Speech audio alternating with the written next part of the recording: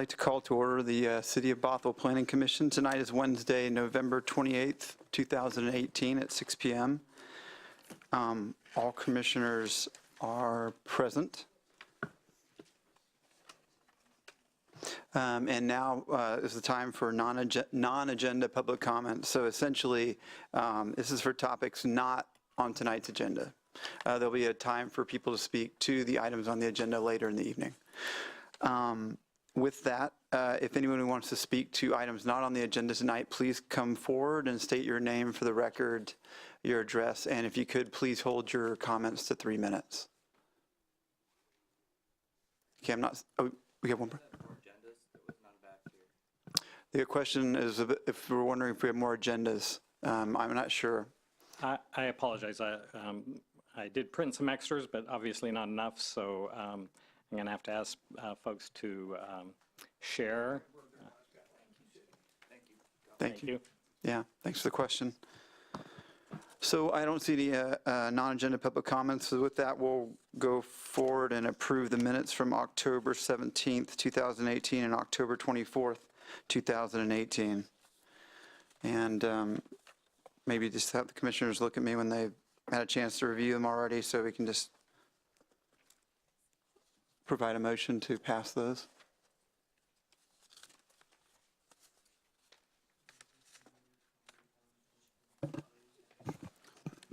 Move to approve the minutes from October 17, 2018 and October 24, 2018. Can I ask a quick, can I ask a quick Absolutely. clarifying question? Sorry, Jason.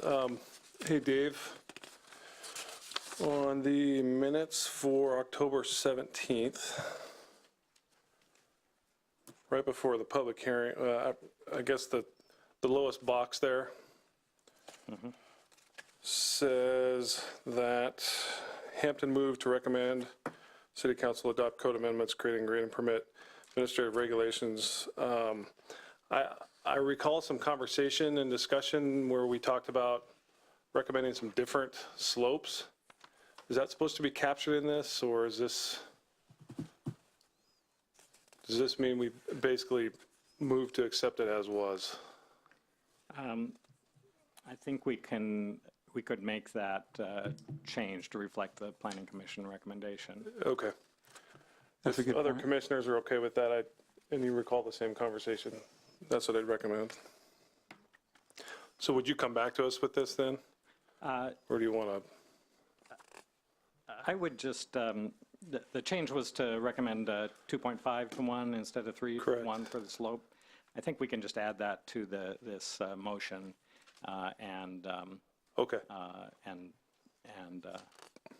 then. So I guess that'd be an amendment to the motion? If I could jump in, you need a second to the motion before you can amend it. You do? Okay. Okay. Sorry about that, Jason. So now. Well, I would second the motion and then amend the motion. Or can I do that? Well, you're offering a correction to the minutes. So the motion, you need to add a friendly amendment, and if you would accept that, then you can approve as amended. Correct. So does somebody want to make, do you want to make a motion to approve the minutes with the amendment of 2.5 to 1 rather than 3 to 1? And then we need a second for that?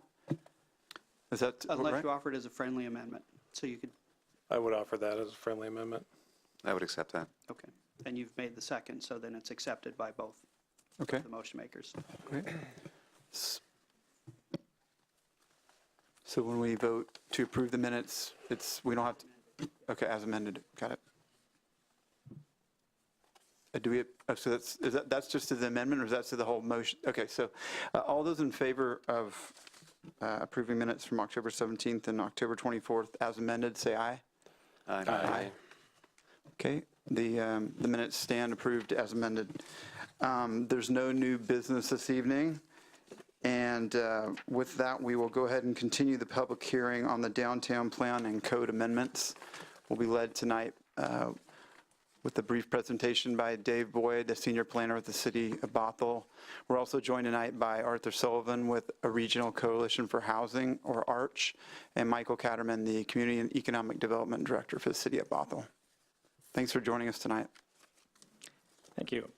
Before I start into the presentation, I just want to note that on the dais I've distributed now 4 new exhibits, actually 5, exhibits 9 through 13. So I'd like to, at this point, officially enter those into the public record.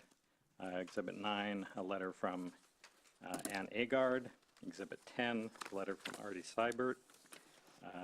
Exhibit 11, a letter from Angelica Caniff. Exhibit 12, a letter from Cleve Schoening. And Exhibit 13, a letter from excuse me, Lisa Vorwerk. So those will be added to the findings as well. Thank you. And also for later discussion, I placed on the dais calendars for December and January, since the packet didn't include, I was still waiting to hear back about availability, so we didn't include the calendar. So with that, tonight's continued public hearing on the 2018 Downtown Plan and Code Amendments.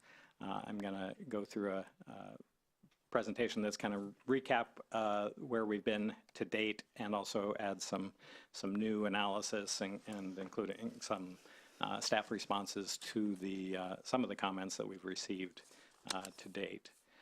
So we're looking at 4 different issues tonight. One that includes comprehensive plan amendments. That's the rezone from general commercial to SR 522 corridor, the lime green area in the upper right on the screen. A second code amendment to remove the remaining downtown transition density limits, the orange areas with white cross-hatching in the lower right corner. Changes to the design review process for projects in the downtown special review area, shown in the lower left image, and changes to public open space requirements. So these have been to Planning Commission in study session in July 25th and September 26th, and public hearing was opened on October 24th. The first item is a comprehensive plan change, because it is a rezone from general commercial to SR 522 corridor, also abbreviated as GC in 522. This is an item that we are only allowed to do our comprehensive plan amendments once a year under the GMA. So if we're going to prioritize this one, if there's any need to continue or not move forward on other code amendments, we would like Planning Commission to make a recommendation on this code amendment tonight. The images here in the upper left is a view diagram study showing that it shows a new structure in white along 522, 3 levels above a parking level, to reach the 4 levels that would be allowed in the 522 district, and showing how with the topography there, that does not create view blockage or privacy issues to the single-family homes above. That was an issue when this was changed to retain the GC zoning late in the downtown plan approval process. This is also one of the areas where the special height and setback requirements adjacent to single-family zoning would be in effect, shown in the yellow line on the aerial image to the right. Those special setback the setback is 25 feet. And then there's also an upper level setback. Developments can't go to 4 stories for another 65 feet beyond that 25-foot setback line adjacent to the single-family zoning. There was a request to also do an analysis and a cross-section through the area further north where it is not as steep. Here, the current GC zoning is not adjacent to single-family zoning. It's adjacent to downtown transition zoning, so a zone that allows 3 stories and 35 feet. So this diagram shows the current general commercial building envelope of 35 feet and the proposed 522 building envelope of 4 stories and 45 feet.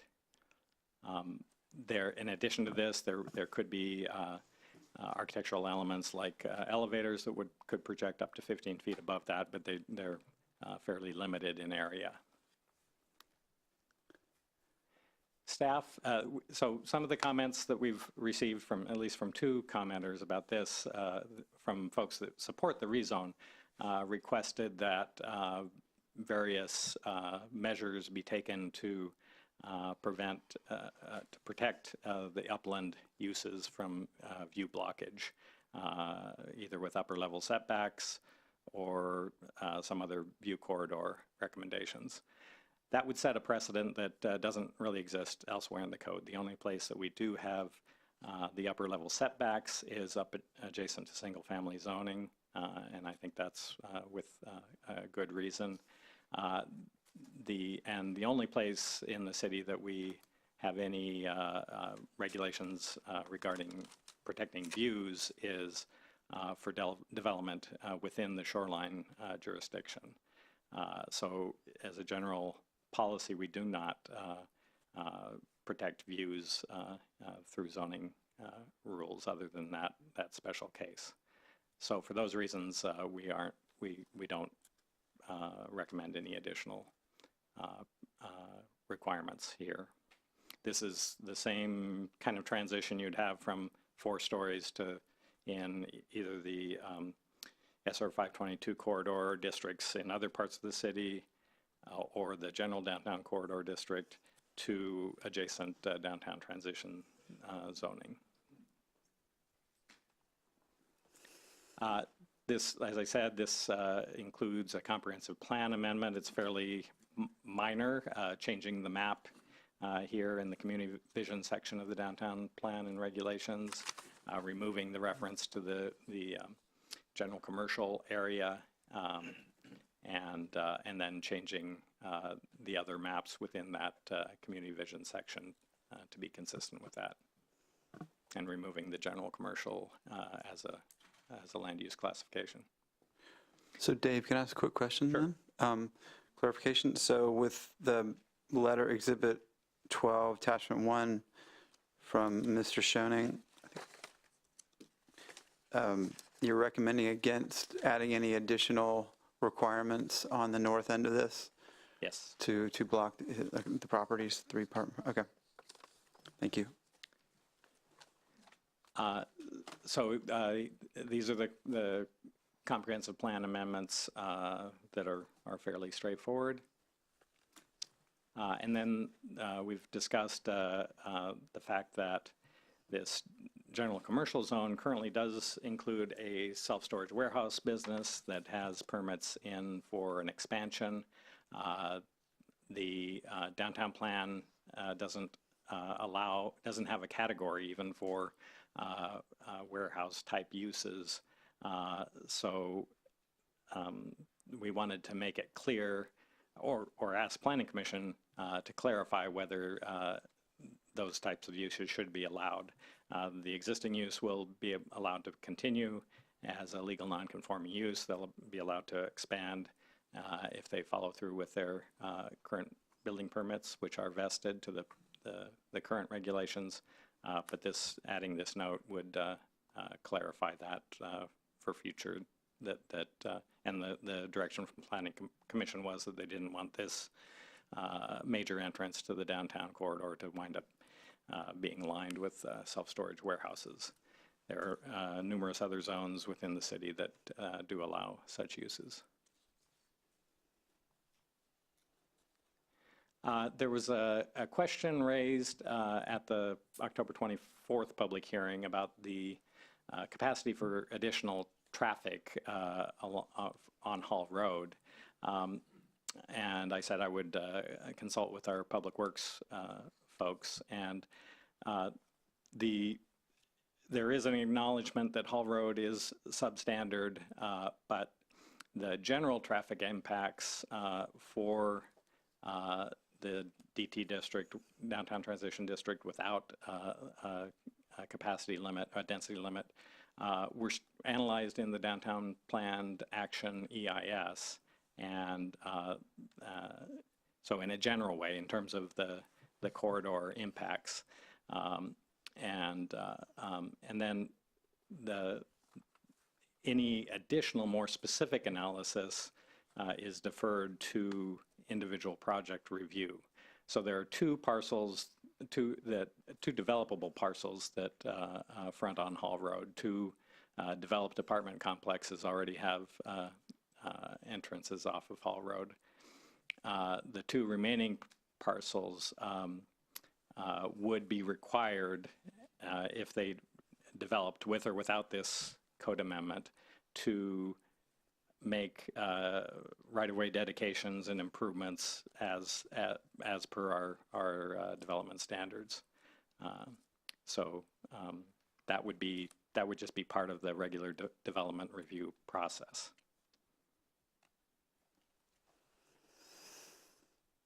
So that's the limit of my responses on the G52 rezone. So I'll move on to the downtown transition density limits. And again, these are the three areas that where those that we're looking at tonight, the orange areas with white cross-hatching. The larger area on the left to the west, which I'm referring to as the West Hill frontage, the area to the north, which I'm referring to as the West Maywood frontage, and the area along 186th between 101st and 103rd that I'm referring to as the South Maywood frontage. The current 20 unit per acre limit was added late in the downtown plan adoption process. Some areas were removed in 2014, and the Planning Commission recommendation was to remove all of them at that point, but Council chose to keep these with the 20 unit per acre density limit.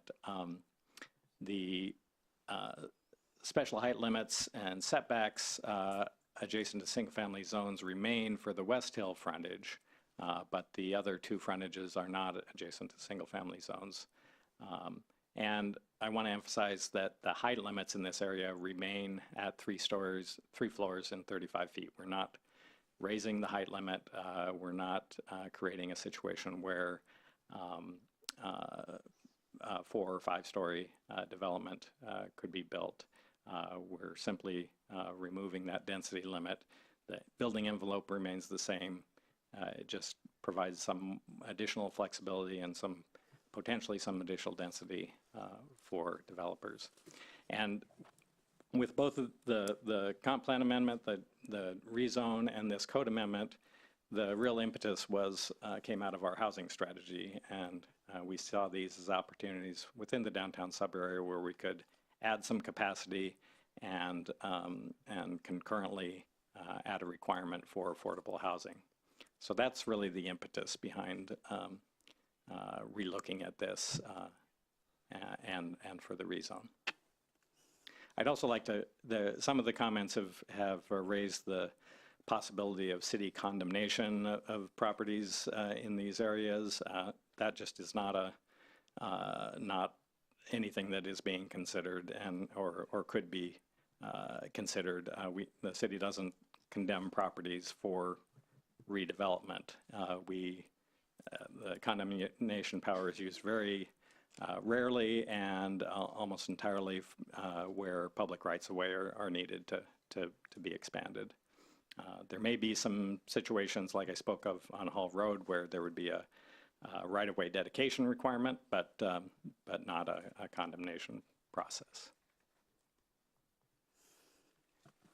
So to go through these three areas one by one, the West Hill frontage, like I said, does have the special setback regulations, and the height setback regulation doesn't apply since the height limit here is 3 stories and 35 feet, similar to the adjacent single-family zoning. But this area does have a number of projects with current densities above the 20 units per acre, and as we've heard from one property owner in this area, that has created some issues in terms of getting financing or refinancing properties that are considered non-conforming. I haven't put it on the slide, but the packet indicated that in a very rough estimate there, if all of this area, all of the developable parcels in this area, the ones that aren't developed near that the capacity now, were to redevelop, and taking into account some reductions for the amounts of steep slopes in this area, estimate that perhaps there could be 240 new units, which would generate about, in this area, about 24 affordable units per the calculation. Now, whether when we do our growth projections, we don't assume that every property is going to redevelop in a particular time frame, but that would be kind of the upper end of what we would expect to see happen here. The West Maywood frontage, here there's not currently any multifamily, although we do have a proposal for a townhome development in the vacant parcel in the southeast corner in the aerial image in the middle, or and in the view, oblique view from the west, it's in the upper right corner there. But other than that, these are they're 4 single-family homes, 2 on large lots back behind the properties right along Bothell Way, and then other properties that were single-family homes that have been converted to business uses. As is noted in the packet, there are several properties that are on the historic inventories, and some which are considered eligible for the historic register. So those properties, regardless of the zoning, if there was a redevelopment proposal, would have to go through the process of evaluation, and that emphasizes first restoration, second adaptive reuse, and then later moving the houses on the property, moving the houses off of the property, and the last resort would be demolition and redevelopment. So there are protections in place for historic properties, and those would apply regardless of the zoning. The South Maywood frontage, again, there are 2 current duplexes and 1 triplex, but for the most part, these are still single-family homes, a couple of commercial properties on the west end. The oblique view at the bottom there is looking at it from the north, so that you see the street frontage along 186th. And again, I'll emphasize that without the rezone, these properties could still redevelop up to 20 dwelling units per acre. And in that case, there would be no assurance of any affordable units, even if we were to consider a bonus, which was brought up by the Planning Commission. We're not recommending that route because with a bonus, there's no assurance that any developer would take advantage of that, and they may very well just develop up to the 20 unit per acre and avoid having to do any affordable units. The number that this area would generate is modest, probably 4 units if it was all to redevelop at a scale that would require that. But those units would be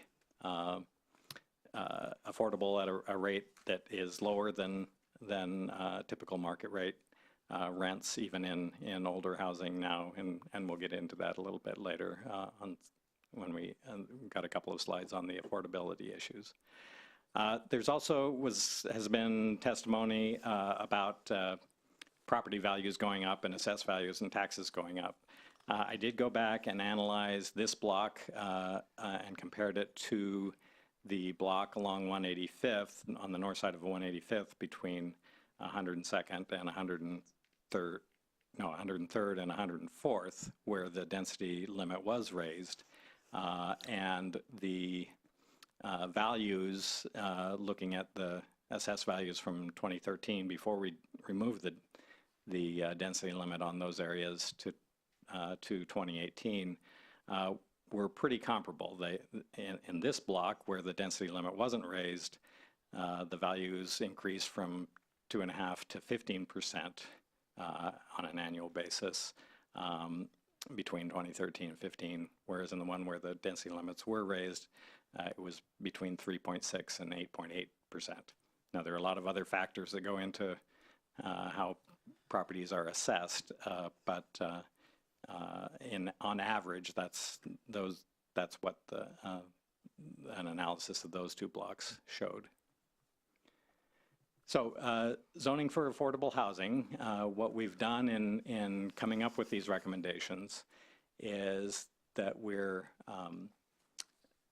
when we increase the capacity, the idea is the public gains some value from the increase in development capacity.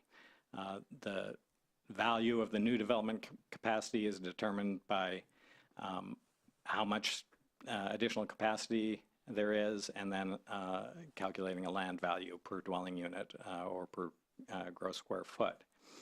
The value of the affordable housing is the difference between the market rate rents or sale prices and affordable rents or sale prices at a chosen income level.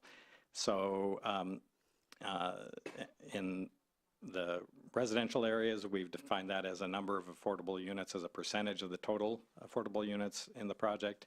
And then given Planning Commission's direction at the last meeting, we also have developed a formula for an affordable housing fee based on commercial development in the GC to 522 rezone area. So again, for the residential development, the affordability requirements are established so that the value of the affordable housing is close or equal to the value of the increased capacity. For commercial development, the value is converted into the value of the increased capacity is converted into a per square foot cost.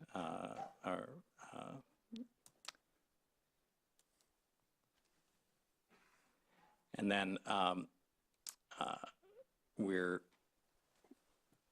this has been a trade-off between the degree of affordability, that is, whether it's affordable to 60% of households earning 60% of the median area income or 70%. The lower you go, the lower the percentage of total units we can require. So we've tried to balance that and get at a reasonable number.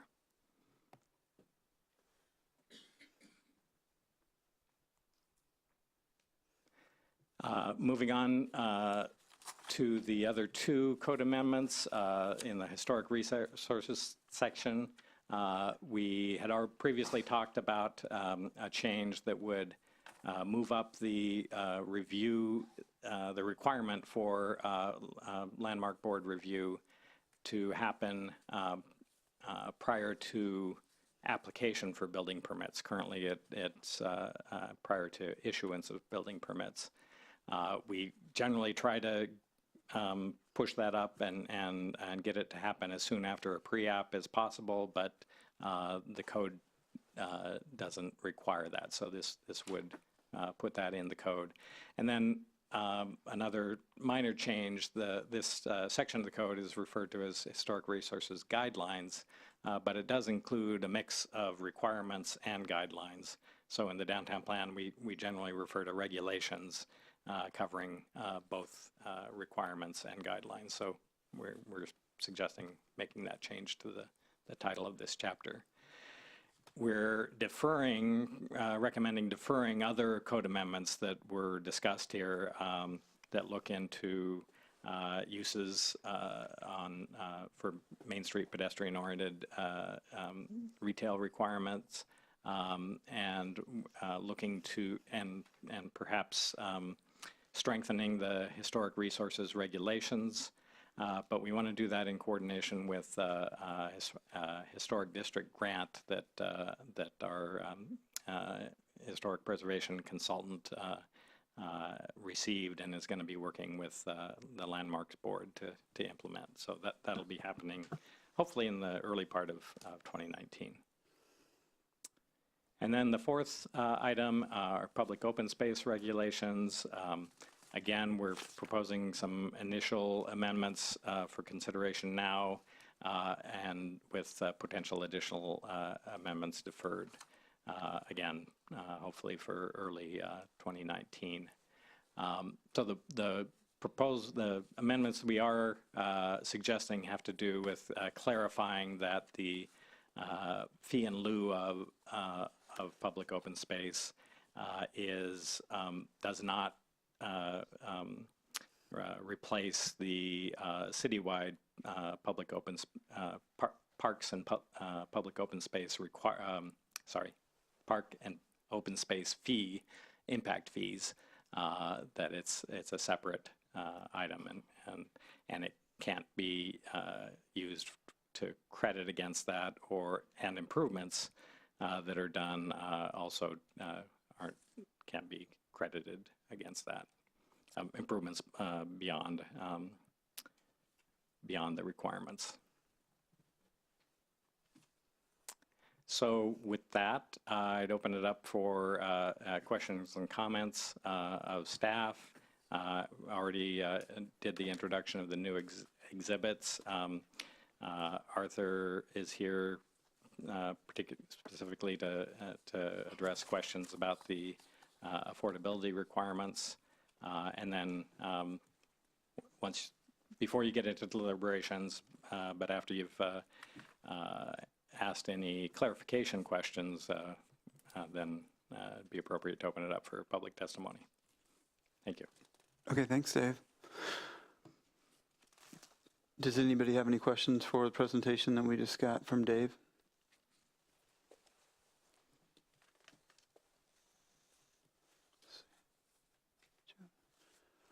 Okay. I would like to just say that we in the previous discussions and deliberations at the initial public hearing, we did hear back some pretty strong direction from the Planning Commission about moving forward with some of these recommendations and not with others. We've presented again our staff recommendation that we feel is important to remain consistent to the concept of the downtown plan, with density that gradually diminishes as you move from the core, and just for consistency how we're treating these different areas. But as you go through your deliberations, if you continue to be inclined to move forward on some and not on others, it might we can consider that, but we do definitely want to get recommendation from Planning Commission on the comp plan amendment, the rezone, so that we can take that to council and get that through this year. Okay, thanks, Dave. Did you have a question? Yes, I have two questions. On the proposed rezone, if you could pull up the map for me, please.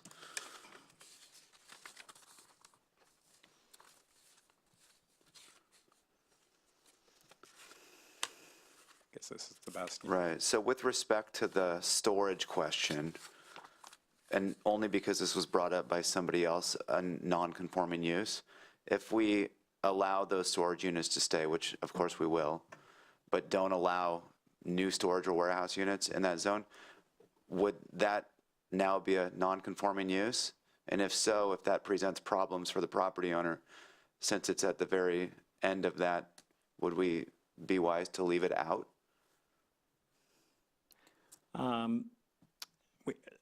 We don't think that there's a significant problem with making that into a legal non-conforming use. And as I said, their current expansion plans are vested if they move forward with those plans under the existing permits. But one of the reasons for moving forward for this with this recommendation was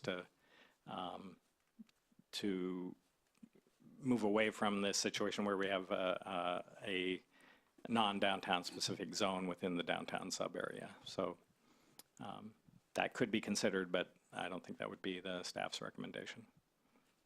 So following their development that's already vested, if they wanted to make significant changes to their structures, if it's a legal non-conforming use, would they struggle with that? They would, but I think at that point, they would really be fully developed on that side. I think there would be little opportunity for any expansion on their existing site. So expansion wouldn't be allowed, but improving the existing structures would be okay? They can make improvements. Okay. Yeah, aesthetic improvements or certainly maintenance and yeah, just Okay. they can't increase the nonconformity. All right, well, thank you. That's my first question. Second question is with the West Maywood frontage.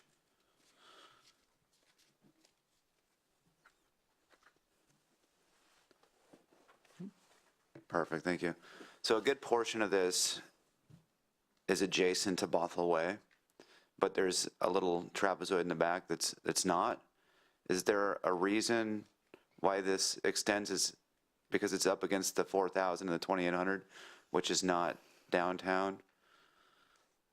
So I guess why are we going all the way back where this vacant area is and not just sticking with the area along Bothell Way? It just looks like it dips into the neighborhood where there's single-family homes more than it, just based on the shape, it makes sense. Yeah. So our intent was to capture all of the areas where council retained the 20 unit breaker density limit and maximize the amount of affordable housing that we might get out of this area. And while there are predominantly single-family homes surrounding that, it's all zoned for multifamily, so more intensive development could happen in the lower Maywood area as well. Okay. If I could just add to that, if I recall, and correct me if I'm wrong, Dave, but if I recall from the staff report, when this was put in place, the transition areas were put in place, those areas were designated because they had some commercial zoning as part of them.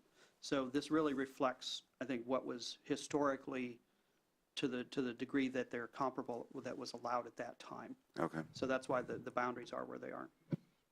That's correct. This area was our 2800 OP, and that's how we established the downtown sub-area boundary. We took all of the areas that had some commercial designation. Okay, thank you.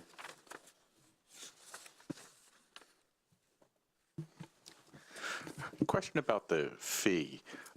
Does the city have a similar fee in place? The fee on commercial development? Yeah. No, this would be the So this would be something new established. Yeah. Any thoughts on how it would be administered?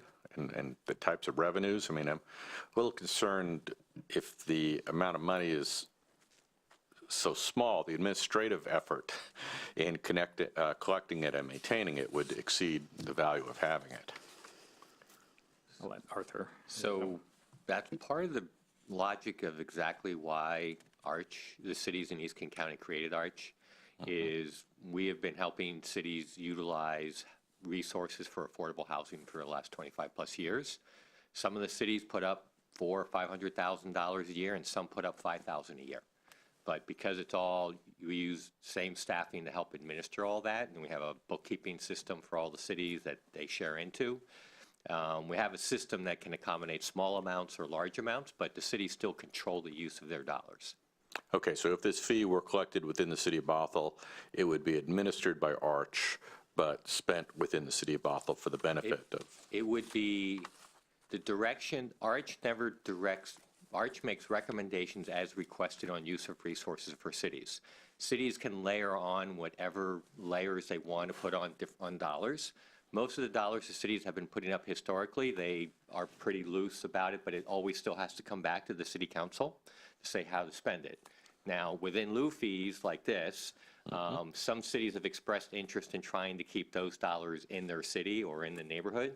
And so if that happens, then those, whatever the policies established by the council are, they would be followed. But you have an administrative system to help those cities work whatever their policies and guidelines are. Some cities, Kirkland, have generated in lieu fees, and they have been willing to have that treated the same as any other dollars they make available and let it be used. Others have sort of said, we'd like to use it in our community. So that's at the direction. We're basically here as a service organization, but we've tried to create a system so that no matter what the dollar size amount is, that the system can help accommodate that. So, to restate it, to be sure I got it, should the city choose to assess this fee and collect it, it wouldn't experience any particular administrative costs because it would be using the Arch infrastructure to administer those fees, Right. correct? And then there would be a separate conversation that the council would have to determine how those fees would be used, Right. whether they would be within the city Right. or elsewhere within the Arch system. Right, and then the way the system goes even a little further is even once that direction is provided by a city, the council still always makes a final decision how specific dollars are spent on specific developments. So what we have done, because in some cities, because the dollar amount may be small, is say, council, you might want to consider having to be part of the larger pool so that it isn't just sitting around waiting a long time for something that might be hard to do. But that's the city council's call always. Okay, thank you. Related on the same topic, are we expecting further definition by the council when they receive this updated code language, or is it going to be left open like it's currently drafted? Right now in your general language section, and I'd have to open up my file here, see if I can't get that going. I believe it has language for the basic affordable housing in lieu provisions that, 12-7. yeah. You know what else? It's general. Yeah. Sorry, it's attachment 3, exhibit A to the findings, halfway down the page. That only sets the fee. What I'm referring to is in your general, and my computer's taking a while to turn on here. If you if you have another question or someone, I'll get sort of a response to this. I just need to open up something here quick. I want to make sure I don't confuse your language with another city's language. So while he's looking up the specific language, the basic structure is that this is something the Planning Commission worked on last year that the council adopted this last summer. That was the foundational ordinance that was put in place that allows us to go ahead and do the types of mandatory affordable housing that we're talking about this evening. So all of that language is already in the code, and this just fills in the blanks for where that would apply, if that helps. And then Arthur can give you the more specifics. Okay, I've got the 1207 up on the screen here.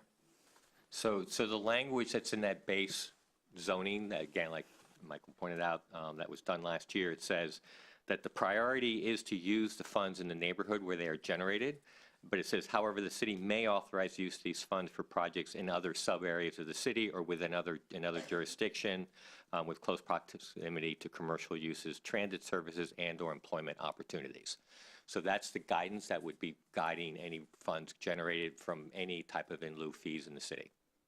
So the intent is keep it local, but again, if it's a small amount and it's sitting there, because you are using other funds to fund projects in a more general level, the council can say, no, let's do that with this fund too.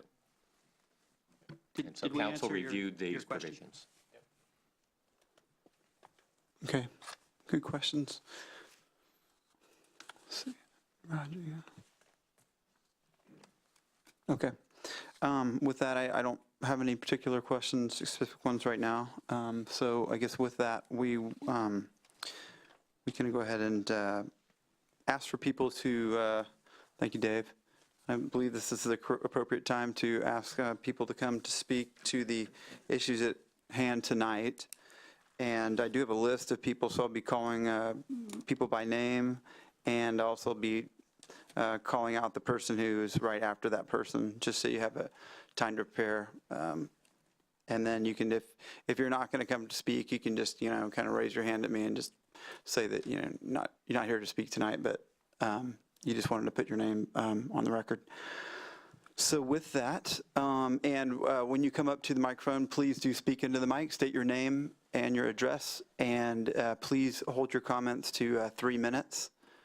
And with that, the first person is Artie Siebert.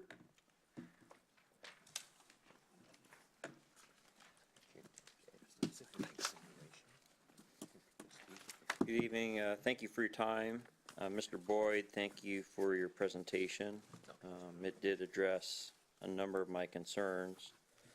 But the main reason why I wanted to come up and speak to you is my address is 10134 Northeast 186th Street.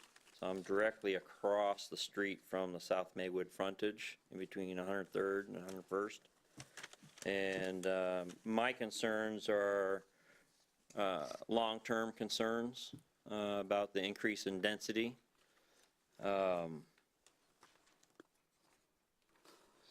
There's already, with the increased development, there's a lot of pressure on our neighborhood in regards to traffic and parking. We're an older neighborhood, and the majority of us on 186th Street rely on street parking.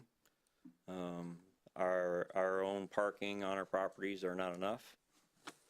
I'm concerned that these code proposals creates a slippery slope for our neighborhood. What's to say that a developer won't come in and propose acquisition of properties? And I acknowledge there's no current, proposed redevelopment in this area, but what's to say that it's not, it's going to happen in the future? Another concern I have is, okay, so we're proposing these code changes for this neighborhood. What's to say a year from now, 2 years from now, 5 years from now, there's further code changes that maybe raises the height restrictions, lowers the, the density requirement. My house is built in 1937. I've lived in it for 23 years. I've spent hundreds of thousands of dollars restoring it. I'm here with neighbors and relatives that live right in the neighborhood, and all of this attributes to a certain quality of life that I experience in my neighborhood. And I'm just very opposed to increasing density right directly across the street from me. It's a very narrow street. It's not like some of the newer neighborhoods. It's a very narrow street with parking on both sides. There's only one lane's worth of traffic. Your proposals for the South Maywood frontage, I view as a threat to my quality of life that I enjoy right now in my neighborhood with my neighbors and my relatives. The immediate concerns are I would say, are smaller than the long-term view that I see. I'm concerned for 5, 10, 15, 20 years from now. You know, what is that going to do to our neighborhood? So, yeah, traffic, we've already seen an increase in traffic, and you increase density, it's just going to put more pressure on our street. More than likely, we would lose our street parking. I would have to spend tens and tens of thousands of dollars to redevelop my own property just to expand parking. Okay, we're just almost at 4 minutes, so if Okay, you could thank just go and we do have your letter, so I do appreciate you. So thank you for your time, and those are my concerns. Thank you very much. Oh, and I said I was going to give the next person, I didn't do it. So let's try that again. I'm going to do it the next time. So we'll ask for Bonnie McKay to speak if she wants to, and then after that will be Joshua Kolakowski. Close.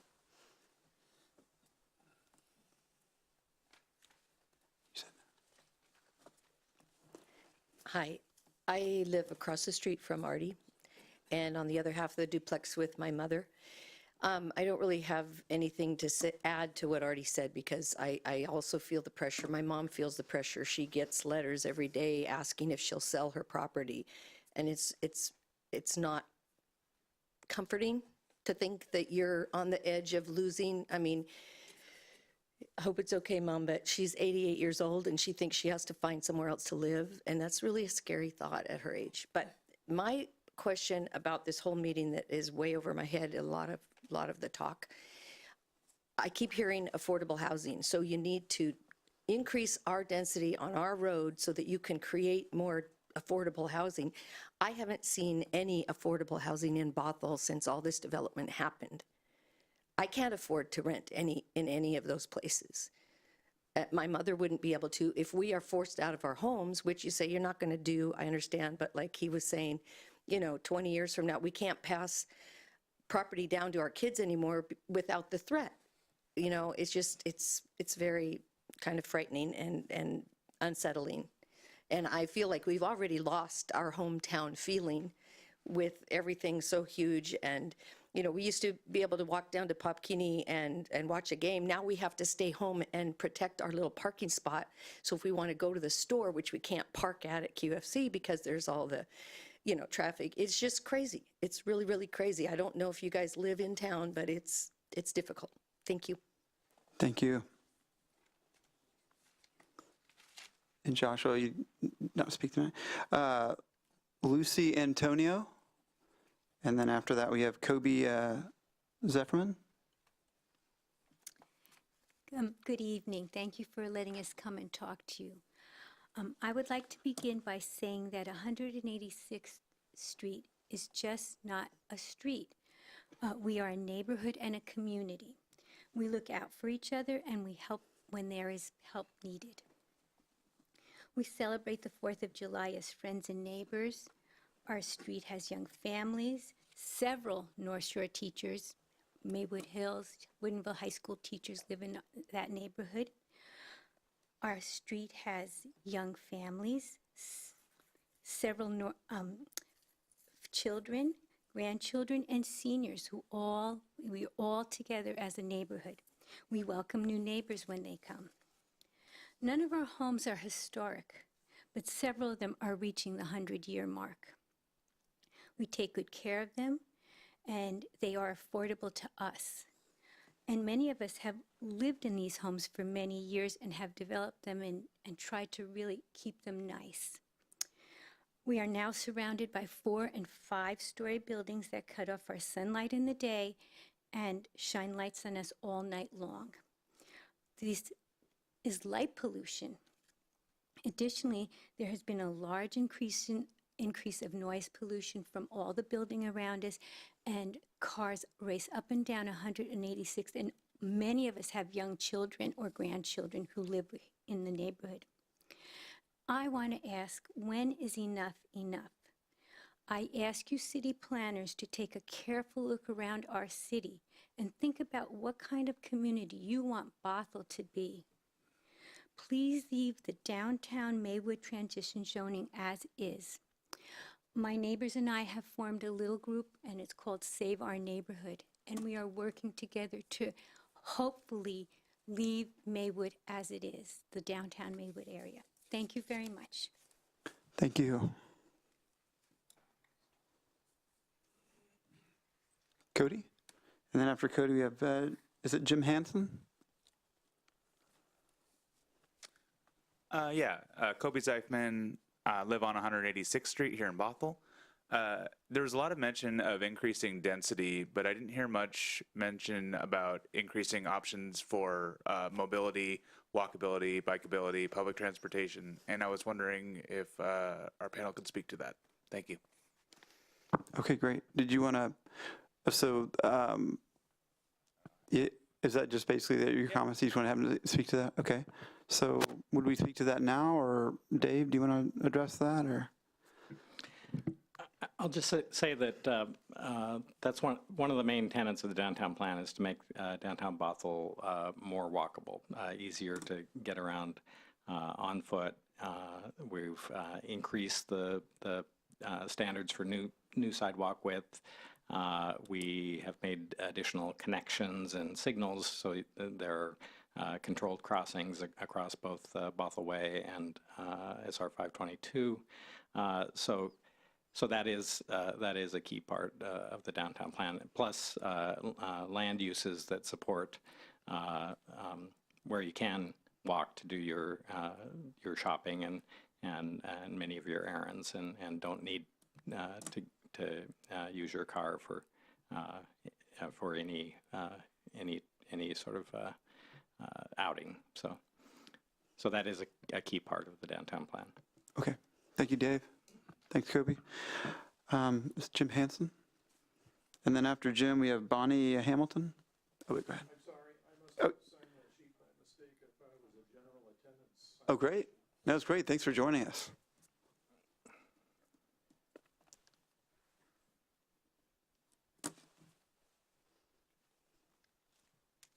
I live on Bothell Way at Riverfront Landing.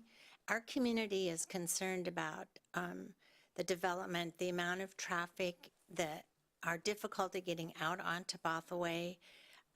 We have no access to do that easily, and there's no place to cross without going into the center of town.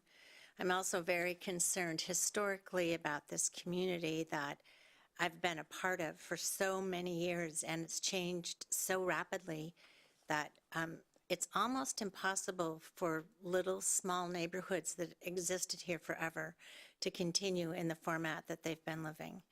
And I think it's erroneous on the city planning committee to not pay attention to that. Thank you. Thank you. Sorry, can I get your name, please? My name is Bonnie Hamilton. Okay, So thanks, Bonnie Bonnie. Is that Hamilton. right? He has the sheet, I just can't read it from over here. Okay, sorry. I will, so I'll read out the name, and then if you could repeat it and give your address, that'd be great. So we have Tim King now, and then after Tim's not going to speak. Lisa Vorwart, and then after Lisa will be Charles. So please just state your name and address for the record. Thank you. Good evening. I'm Lisa Vorwerk, and I live at 10139 Northeast 186th Street. I'm really just going to mirror the sentiments of my neighbors, which is to say that, number one, I think that we all understand that growth needs to happen and is happening, and we can't avoid that. But we also feel like we can do it without sort of making people feel this pressure that they are going to be kicked out in some form in the coming years. And, some people have talked about valuing historic homes. I think you can have growth and also value historic homes, and several of our homes are historic. The other thing is that it seems to me the language in the planning agenda, it says there's interest in removing the density limit as a bonus for developers willing to include affordable housing. To me, the inference there is, in fact, that the end goal is sort of a land grab, right? To have us eventually in some time frame leave or not be there so that they can develop. Otherwise, if that wasn't the end goal, why would we need to change these codes? Right? Like, we're all happy with our homes. None of us are going to be building 3-story, 35-foot tall homes. We're where we're at. Second, if the city actually values affordable housing, we've got it, right? So most of us, even if we sold at above the current values that our homes have, wouldn't be able to afford to buy anything else in the city, and definitely not with as good of a location. Like, not at all. And like she said, I wouldn't be able to even rent the units that might replace my home. Third, we are a really tight-knit community. Many of us are lifetime Bothell residents. Many of us have been on the street for over a decade. And so we look out for each other, we support each other. We are elderly people, we're multi-generational families, we are educators. In fact, Mr. Cecil, I was your daughter's fourth grade teacher. We have people with disabilities or special needs that live on the street. I mean, we really are a diverse community who supports each other, and none of us want to go anywhere. We're here for the long haul, and we have been, and we support the community, have for years, and want to continue to do that. And we want the community to then support us in staying in our homes. Needless to say, that means we're not really looking for development of our little half a block. And lastly, concerning the density, number one, even though it doesn't seem like a lot, a third of the homes that are on our little half a block are actually multi-family units, right? And David did mention that this time, duplexes and a triplex. The other thing is that compared to a lot of the lots in Bothell, we are also, as single-family homes, much more dense because we are small, older homes and lots. So we already are dense, affordable, historic homes, and affordable, did I say that? And multifamily in some cases. So I just want to put that out there that if your goals really are multi-unit and affordable, we already got it. We're good. Thank you. Thank you.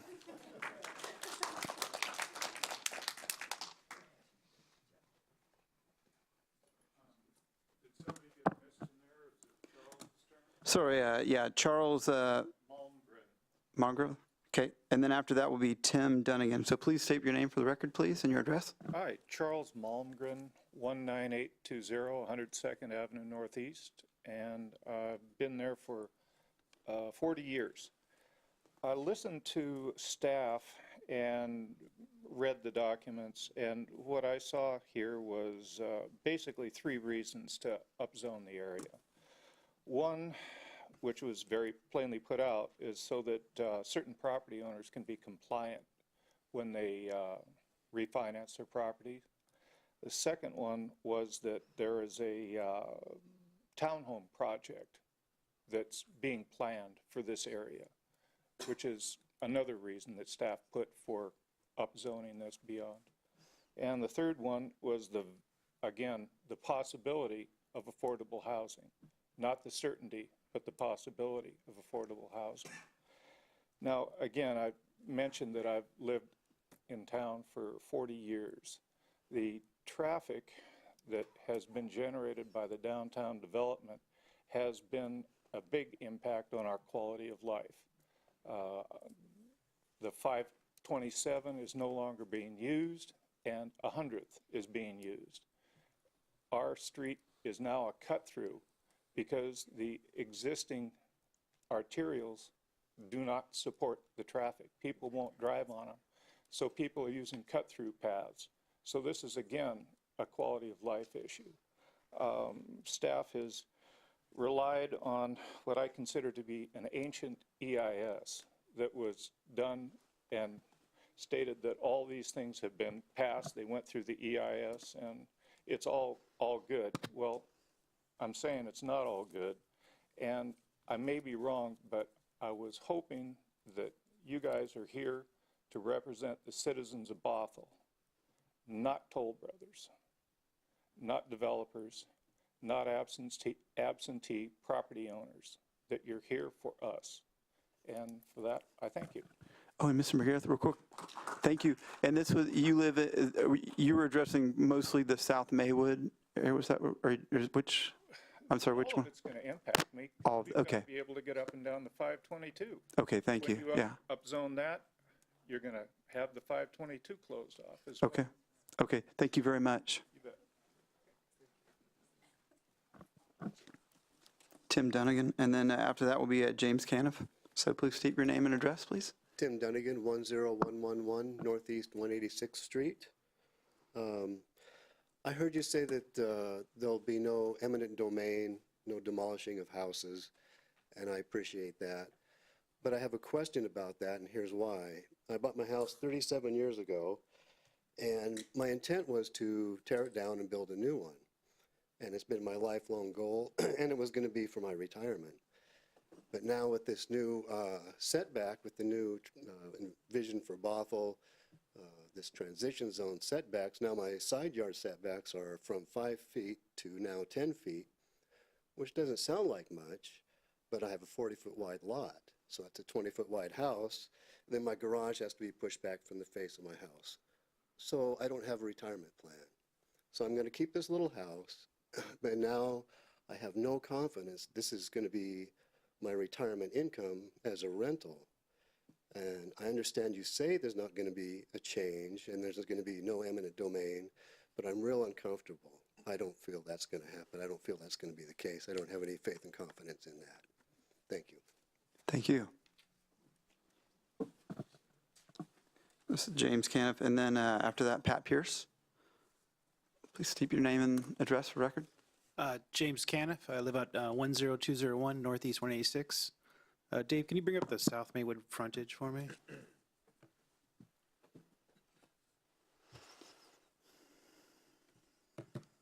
So I've lived on this block a long time. I have 2 young kids, 2 and 4. Neighbor across the street has a baby boy. It just celebrated a 2-year-old birthday. And the other neighbors have a baby boy who's 2 too, Mateo. There's a lot of small kids on this street, on 186. And I'd like to give my boys this house one day. And like Tim said, his lot's not very big, wide across. I don't think my lot's more than 60 feet across either. And the reason I'm up here again to speak is that it seems like on the 24th of October, we talked about the height, the 35-foot going above that. And now all of a sudden we're talking about the density. Did we change that, Dave, or this is something that I just missed? No, this code amendment has always been about lifting the density limit. Okay, so it hasn't been ever about the height going over 35 feet? No. So it's always, okay. This one is not. I must have just missed that. Well, I mean, I feel like grouping all the frontages, the South Maywood frontage and the other ones together, trying to push this through is wrong. The other locations don't have small kids like ours. Mostly they're commercial, car dealerships, restaurants, businesses. I mean, ours has maybe a dentist office at the end, but mostly we're small residential people. And I hope that you as a planning commission look at that and say, let's keep it just the way it is and continue it so we can give it to our grandkids or our kids. Thank you so much. Thank you.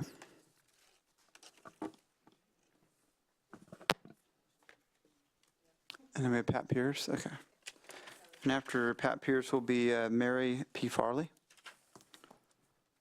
Pat Pierce, 2001 Northeast 190th, in the backyard of, my backyard is in that west portion of Maywood Hill. I wanted to go over with you a bit about the history of how we came to this point.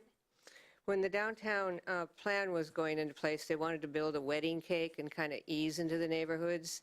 And because of our valleys and so forth, it came out more like a bow tie. And so they had to kind of slam themselves into the neighborhood. They didn't really have that step down. They didn't use the alleys, and they didn't particularly use the hillsides to protect the existing neighborhoods. So that's why you're seeing the fact that the cap was put on at the 11th hour, is because of everyone being so upset about what was happening. And now you're hearing it again from the same communities. And I just wanted to explain that when the cap was removed in this one section, that was on 185th. And it was Dick Paler and I that kind of came to this conclusion that if you went from 185th to the alley behind 186th, That would help buffer. You know what's going to happen on 185th. It's already there. And then it wrapped around through the OP that has been already developed, and underneath that hillside where the old school used to be. So it kind of wrapped around the side, and then everything else was left without the caps. And that's where that compromise that came in for the bit that is without caps. Now, I'd like to talk about the 3 different sections. They all have historic houses that are on the inventory. There are 2 at the top of West Hill. And the problem with West Hill in the beginning was because the sides had already been developed, but it went up into the neighborhood. And at the top of Hall Road, you're into the neighborhood. And so there was that concern. And if those parcels are developed, that's not really going to fix all of Hall Road. I mean, it's undersized all the way down to the bottom. So, and it may or may not be closed off when the bus rapid transit lane goes in, which means it would direct all that traffic up into the West Hill neighborhoods. And if you look at Lower Maywood, I really support down there taking off the cap, or even better, putting on and then where the houses are, like a residential 4.2 zoning, which is what's on, most of the residential neighborhoods in the old downtown area. Lower Maywood, it's called. Woody's First Edition is the historic name. Because it really is a magical street. Mike Robinson could not make it tonight, and he wished to reiterate to you what he said before. Please, please, please, please, don't mess it up. I don't think that was the exact term, but he was very passionate about it last time. So that's at 3 minutes, so. Well, I want to talk about my neighborhood. So Okay, and then, did I get that in? I'm sorry. No, sure, go ahead, you can, additional time. And on 527, just leave the caps on. You have a hillside, and then it goes up to the flat. The reason it was done that way and was separated out is there was no any kind of roadway connection other down to 527. That roadway is called 188th Place, is under standard, is below standard. It doesn't meet the code for anything going up above. So there's either going to have to be taking or some sort of buyout from people developing up above on the flat pace that backs on to all the houses. Around there are, and it's all historic houses in there except for one in the Kaufman building. The one's a brand new house that was built on 100th. It's all families. It's mixed, there's a lot of kids because the older, it's really kind of a mixed group of people. And everybody's yard's back right onto that flat portion. So, You can go ahead and wrap it up. and there's, yeah, I know, and there's also no street parking in that area and very minimal bus service. And I will leave you with this thought. The King County portion of Bothell exceeds the required population projection by a significant amount. We don't need this. So with my apologies for going over, thank you. Thank you, but I know you have a lot of history in the town, so thank you, Pat. Yeah, I could fill in a whole bunch of stuff. Mary Farley, and then after Mary will be Amy and John Cook. My name is Mary Farley, and I live at 18832 Bothell Way Northeast. That is my home up there on the screen. I wrote you a letter that said not for a day, but for a lifetime. And if you look at this group of people here, they are not day residents. Every single person in this room has been here for a long time. My family has been here for 65 years. And we're exhausted with the development that's been going on. It's noise, it's pollution, it's traffic, and it's just been going on forever and ever and ever. And now we're looking at more development.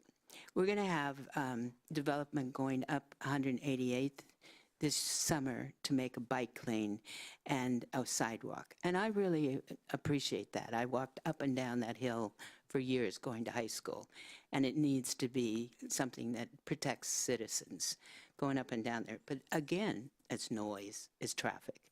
that is a crazy, dangerous corner on 188th and 527. Already, you have Bothell policemen there once a week, and sometimes twice a week, directing traffic for getting people out of football games and stuff like that. There is traffic from bumper to bumper from 522 all the way up to Mill Creek on several days of the week, and even on the weekends, just because there's so much traffic now. And you're thinking about building in these big, it's big parcel in back of us, and 188th Place, you cannot get out of there. I cannot get out of my driveway without turning right. And I go around the block all the time to get out of my driveway because it's the only safe thing. And there's impeded sight lines at times because people are already parking on the street and they're parking on the sidewalks, so you can't see getting out of your driveway. If you allow a whole bunch of people to develop and live in that area going up 188th, you're going to have traffic gridlock getting out of there. There's no way that they can get out of there safely now. So you're going to need to put in a new traffic light, which is a really good idea, believe me. I've been walking up and down that street catching buses in this town forever. You do not have the infrastructure in this town to support more housing in that area. Our park and ride is inadequate. We have parking spaces that are taken up by apartment dwellers now. So the sight line going around corners is impeded. You go to the library on any given day and you're driving through a tunnel with trucks parked in the middle and cars on both sides of the street. It's narrow and it's dangerous, and we need to get the infrastructure first. Thank you. Thank you. Oh, can I just add one more thing? Yes. I'm not in a position to be talking about the Yakima Fruit Market, but they're going to be impacted if you change the code for 522. And this is a really important, historic, charming establishment in Bothell that people come from all over to shop there, to enjoy the beauty of the place, to appreciate the bounty of the farms that surround us. And you're going to raise their property taxes. That's all there is to it. And I don't know if they will survive. Thank you. Thank you.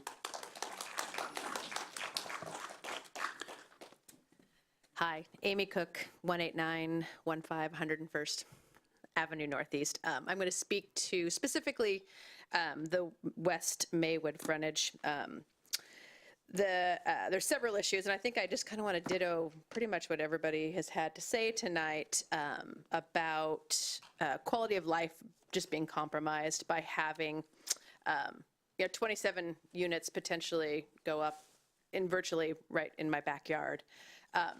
And the thing that I think is not that, the panel here is being disingenuous, but the segment that you're looking up there, they say, oh, it's 4.32 acres, and there could be 120 units producing 12 affordable houses, but those are all separate little lots. And that would require, the whole thing wholesale to be, raised and redeveloped, which isn't likely to happen.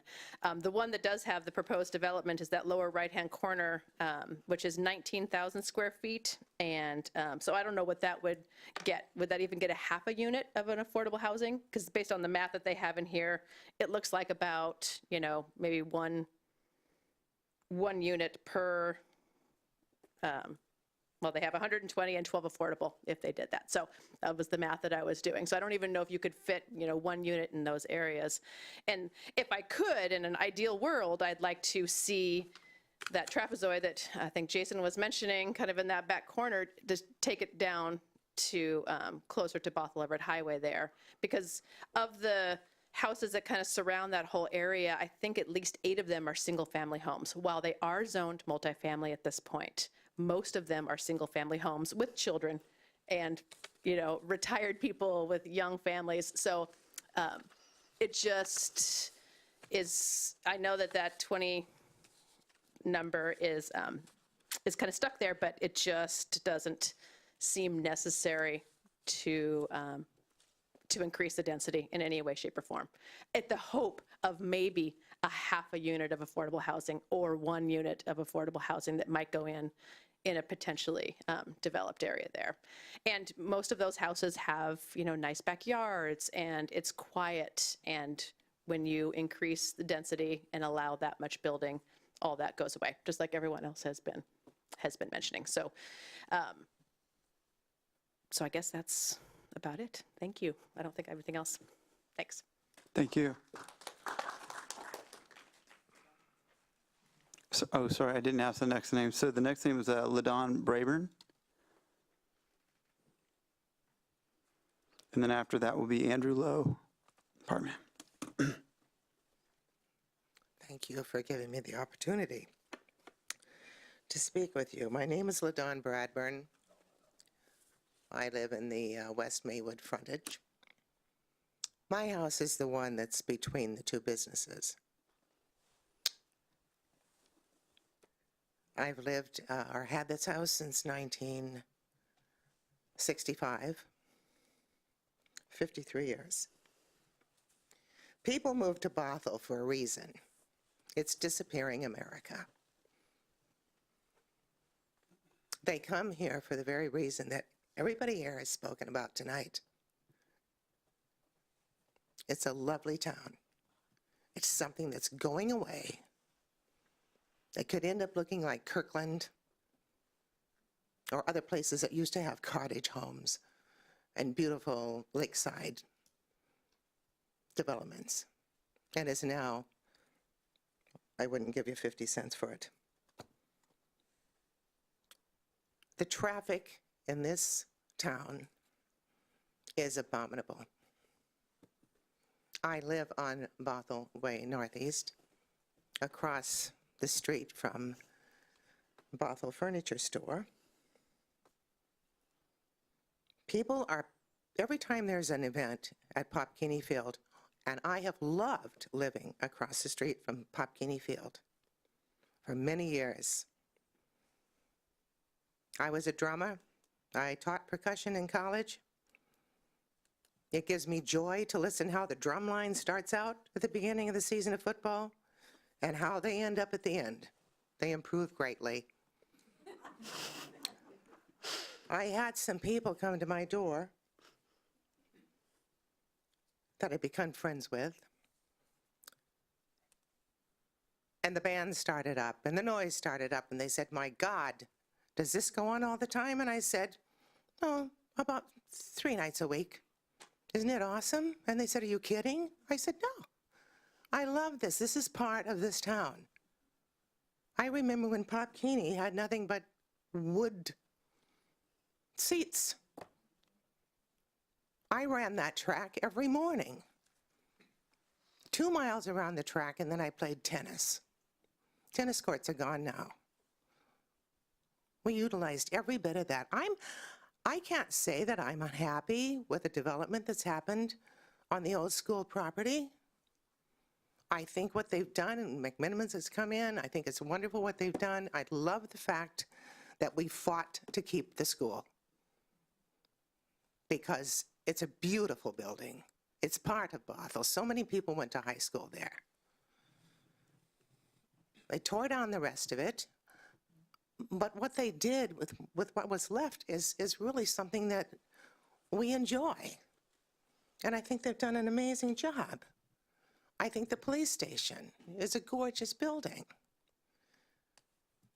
I sat through council meetings when you had the designers up from California that assured us that every building that went up here to produce the boulevard and all the surrounding areas was going to blend with the police station.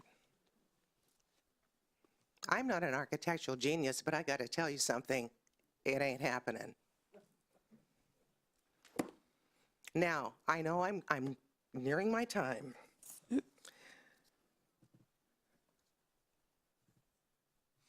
I want to talk about the parking and the traffic in front of my home. Okay, it's got to be pretty quick. It's going to be very quick. Okay. I came home from lunch. I work at the QFC. If any of you buddy recognizes me, that's me out of uniform. Oftentimes, I drive across the street to get to work. It takes sometimes almost 10 minutes to get across and into there, into the parking lot.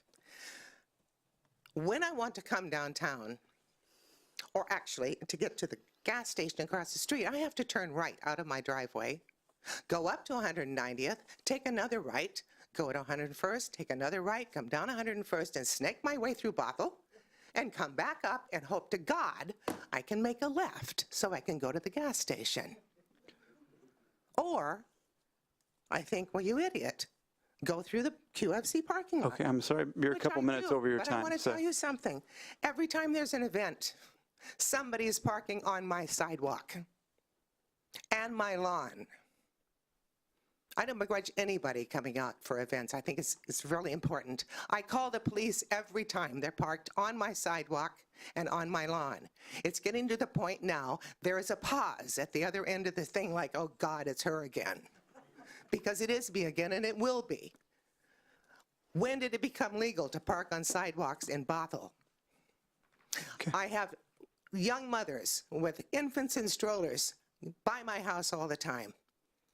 Elderly women dragging their grocery carts. I'll be finished in a second. They don't know whether to go out into incoming traffic or over my lumpy lawn. Neither one is a very good idea. I went to the police station one day. I was so bloody angry and said, this is what I witnessed on the way down here. They told me they didn't have anybody to send over to get the truck off the lawn. I said, fine, I'll do it myself then. They finally sent somebody last Saturday night when there was a ball game.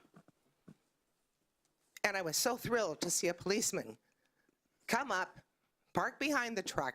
I thought he was going to maybe put a ticket on it.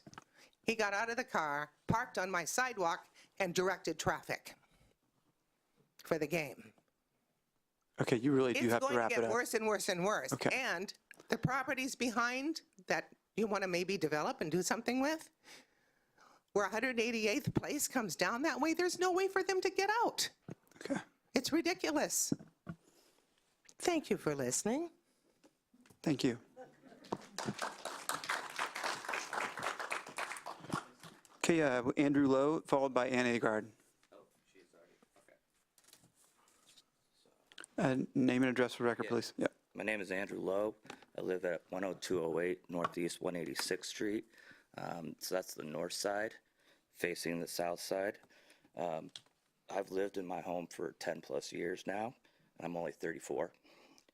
I live next to my mother-in-law, who's an educator in Maywood. My wife is an educator in Maywood. My next door neighbor also is Lisa, is an educator. We have a 2-year-old son that just turned 2 that James actually came to the birthday party. And there's other young children under 5 years old. The traffic has gotten so bad and the speeds have gotten so bad, I don't feel safe walking out there with my son. Coming down 103rd, people hit speeds of up to 40. And that includes police officers that I've seen. And the traffic, or the parking on 103 is just like 186th Street. It becomes a one-way road freeway. So that's unsafe. What is the city doing to protect our children and our families?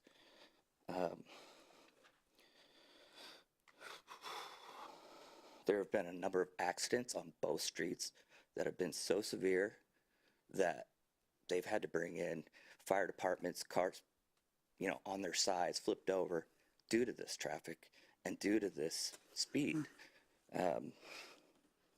Where's the protection? We've also seen an increase in crime. I have, on nights seen 3 or 4 police cars zooming around our neighborhood doing circles, trying to find somebody. Unsafe.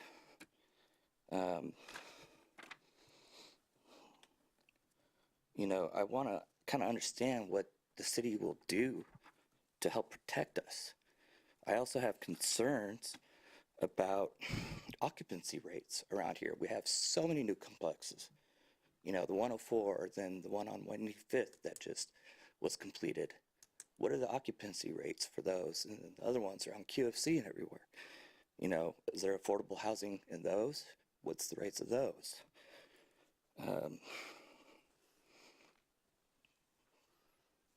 It's just, I just want to understand what's going on, how this will be written into the code to protect local families. What will the city do to enforce light pollution, noise pollution? My 2-year-old's first sounds were, trucks coming by and the drills and everything. That's lasted for 2 years. And I went and asked one of the developers, why are you guys working from 6 a.m., 7 a.m. till 8 p.m. or later? They said, well, we were told we could by the city. We're trying to put our families to sleep 6 o'clock. Very difficult to do. So I would just like to hear how the city will address these issues and the other issues that people have presented. I would like an answer, and I would like it to be sent to our community. We've also seen an increase in coyotes and other rats and rodents with all the development, especially with the 104 and 185th there. We called the King County and we asked what we could do, and they said nothing. I don't want my 2-year-old out on the street with coyotes running around, or even our yard. We've also seen lost pets killed. I had a cat that was killed. It's just, how do we deal with these things? That I would like the city to address these issues and to let the public know. Okay, thank you. Thank you. Okay, and then the last person I have is, I guess I can ask afterwards, but there's somebody else afterwards. So Ann Agard, name and address for the record, and please keep your comments to 3 minutes.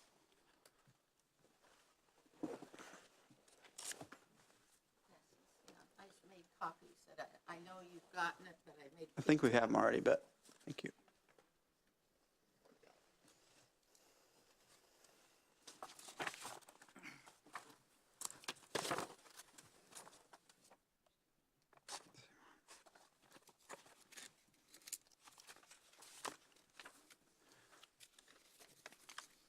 I'm Ann Agard at 16524 104th Avenue Northeast. I do not live in the neighborhood, and when I'm finished, if you wish, you can ask me why I'm here. I want to make 2 points. First, I do not support the increased density for either the West Maywood or the South Maywood frontage.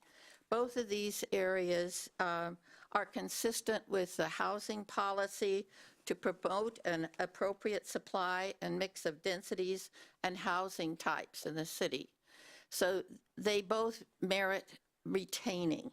In particular, the West Maywood frontage that you see on the map above is that you can only make right turn outs along the area along 527.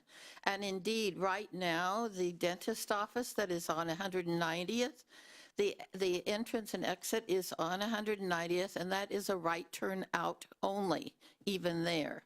So any development that went along there would, the most natural thing would be to turn right, go up to 190th, make a U-turn and come back down, or as one of the previous speakers talked about, how she gets down to the gas station. So it is not appropriate to increase the density in either of these areas. I do support increasing it on the West Hill frontage. I also want to emphasize that there is adequate population in the King County section of Bothell. This is not an argument about increasing density. Despite the underlying assumption that the planning department keeps making to you about transit and opportunities for walking and so forth. This is about providing affordable housing, not about increasing density in the downtown. So 2 other areas I want to point out. I do support the GC going to the including multifamily. But however, regarding this view blockage issue, I would remind you that in every staff report on this subject from the very beginning, including September the 25th, it talks about why this is being looked at. As it says, late in the downtown amendment process, there was concern about raising this to 4 stories because it could block the views of the Sammamish River. Now, Dave just told you it's true, the city does not protect view blockage except in the shoreline. But in fact, this was the reason why it was limited to CG. And somehow this has just been tossed out now as no longer valid because from the beginning you were told that there was no view blockage because of the steep topography, whereas in fact it appears that there could be some view blockage on the Brooks Biddle property, particularly if you look at the mechanical apparatus that would go on the roof. So I looked at the Merck Okay, we're at 3.5 minutes. Merck Apartments in, I believe it's the Addition Apartments today. That mechanical equipment that goes on the rooftop is at least 5 or 6 feet tall and 10 to 12 feet wide, just guessing because I can only look up at it. And it's a huge block, one huge block. So even though Dave's picture shows it's slightly lower, it would also mean by the time you included the mechanical equipment, it could well block the views. So that is my testimony. Please do not change this for West Maywood and South. Look carefully at the view blockage and the Hall Road issue on the CG zone. Do you want to know why I'm here? Why are you here? And then really briefly. Good question. Okay, I'm here for 3 reasons. One is my mother-in-law used to live on 186, right in the area that you're talking about. She was there when she was in her 70s, and she absolutely loved it. She walked all over the town, down to the Safeway, down to the post office, made wonderful friends. It was a wonderful situation for her. The second reason is that our church, the Bothell First Lutheran Church, has been in its current location for 137 years. This is older than the city of Bothell. And as we see now, what has happened with both the Merck and the new apartments on the north side is our whole view, after having this for 137 years, is blocked of Norway Hill. And worse is that the street, Main Street, because it blocks. Okay, we're at 5.5 minutes now, so if you could wrap it up. Blocks the sun out, is a solid sheet of ice in the winter. So I am here out of general concern for both the areas that you're specifically looking at and for the neighborhood as whole, for someone who's been here a long, long time. Thank you. Thank you. So we had another person in the audience. Gentleman in the back. Please state your name and address for the record. Yes, my name is John Cook, and I live at 18915 101st Avenue. So I'm adjacent to the West Maywood Frontage proposed upzone area there. Coincidentally, it's Pop Keeney's old house that we own. We've lived there for 18 years. So I had a list of things I wanted to say. Most of them have already been said by my neighbors here. I guess I agree. The infrastructure obviously isn't keeping up at all with this density. The council or the commission seems to frame increasing density and promoting development as I think it was considered a value, which is positive. I mean, nobody likes change, nobody likes growth, but certainly the rate of growth that we've seen has far outseeded any rate of infrastructure. So that's something that you guys control. You know, I'm an engineer, and one thing you learn is there's balance in everything. There's balance in forces, there's balance in economics, you have supply and demand, there's balance in moving your arms. Your arms move both ways. If we were to just open the way for developers, that's their mission, and their income is developing as much as they possibly can. The balance is you guys in checking that. So if we want to keep any character of this town at all, we're not going to, I mean, it's up to you not to let developers slot in every single little parcel that they can find and put as much density as they can find. That's your job, and that's what I'm looking for you to do. Thank you. Thank you.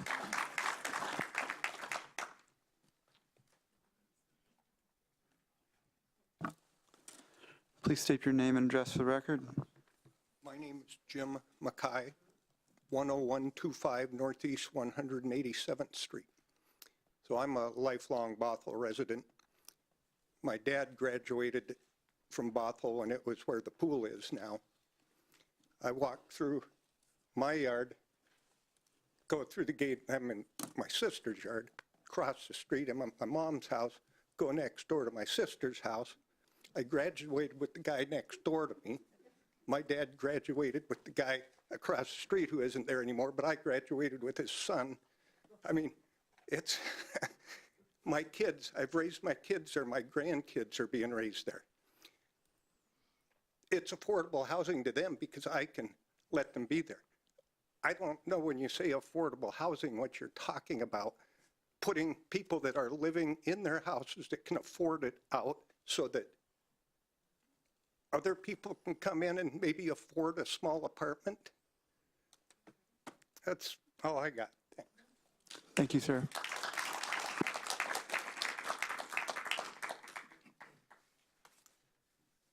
Please state your name and address for the record.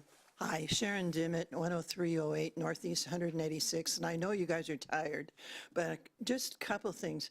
You can tell there's passion. You can tell that the people, in fact, you guys need to really do what you were talking about. The strongest thing you can do is have a strong group and set some goals and set some limits and not let, you won't have a big apartment unless somebody sells. And so, everybody hang together. But to you guys, yeah, traffic, it's terrible, and anybody who is even in Bothell knows that. That's not the problem. It does seem, though, that downtown, this part of Bothell really is sort of being picked on. I drive up Bothell Highway, and you get past Canyon Park, and it's like you're out in the country. I mean, that's part of Bothell. And isn't that a perfect spot that you could have some affordable housing? I look at the addition. That's not affordable. I mean, a studio apartment is over $1,000. That's a mortgage for a lot of people, not today, but in the past. So, it does seem like maybe a different look at the whole city of Bothell should be looked at. And, what are we doing? I want northern Bothell to be a part of Bothell. In some ways, I feel like it's two Bothells, that way up there, it's sort of like the wilderness, and we're down here, and we're sort of like in the little,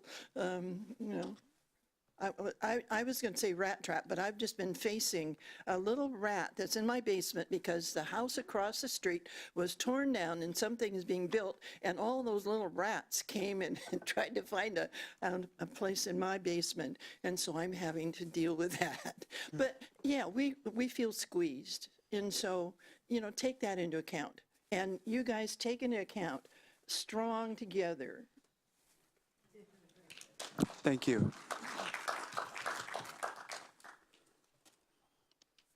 I feel like there's somebody else who wanted to speak, or was that it? Okay. Please state your name and address for the record, please. I'm Kerry Westerbeck. I live at 9803 Northeast 183rd. I want to bring up a few other things that are in the packet that are less about this. The design review. happen to be on Landmarks Preservation Board. It'd be great if we could see the, in the code, some way we can see the projects right after pre-app if they participate in pre-app. Concept, schematic. As someone who designs buildings, by the time you're applying, and especially by the time you get your permit issued, they're not changing anything. So if Landmarks Preservation Board wants to have any sort of design review merit, we'd have to see it really early when architects are still willing to adjust things with their clients, with the developers. Open space requirements. I've had to deal with the required open space on projects, and I would say there should be sort of a cutoff. Like a big project that's going to take a super block, like a Six Oaks or Junction, should probably do that public space requirement because it's a big amount of land. But I work on small projects sometimes, and you have to squeeze these tiny, tiny little pieces off these tiny lots, and it seems like a mismatch. But I could see why you'd want an enormous project to dedicate some public space. And then to speak to affordable housing, I hear you. I'm actually really passionate about affordable housing as well. The most traditional long solution, I should say, that we've had for affordable housing across millennia has been to allow people, for example, around Bothell, to make their house into a duplex or a triplex or a fourplex. And I know I've talked to you guys about missing middle housing. Most people don't even realize, unless they go look closely, there might be 2 or 3 meters on an old triplex or a fourplex or something. A lot of houses these days are huge, and people could make $1,500, $1,600, $2,000 renting out 1,500 square feet of their 3,500 square foot house and have a really nice duplex. But it's illegal in Bothell and our single family zones to do that. Everybody could make more money. It would empower homeowners to do this. So every single family zoned area in Bothell should be upzoned to allow for duplex, triplex, fourplex. We should also be able to do what we call missing middle housing, bungalow courts and cottage housing. Cottage housing, you could get a small home like we used to build in the 1930s, like many of your homes, for half of what you'd buy a home for in Bothell today. But we're not allowed to do that. We don't have a cottage housing code in Bothell right now. So, and that would empower average people to stay on their property, maybe to build something themselves, subdivide, build another building in back for a family member, something like that. So I had a lot more to say, but I'll submit some written comments as well. Am I at my time yet? No, you got 40 seconds. Okay. And one thing with, you know, I've said this before, and it's not popular, but we've had people present to council multiple times, and I run in these circles as well, and I think I've heard Arthur's people maybe say this, that we really need to look hard at how much parking is required for affordable housing. A lot of people in affordable housing don't drive at the lower percentage often, and the cost to build affordable housing goes down dramatically if we don't have to require as much parking. So something to consider. Thanks. Thank you.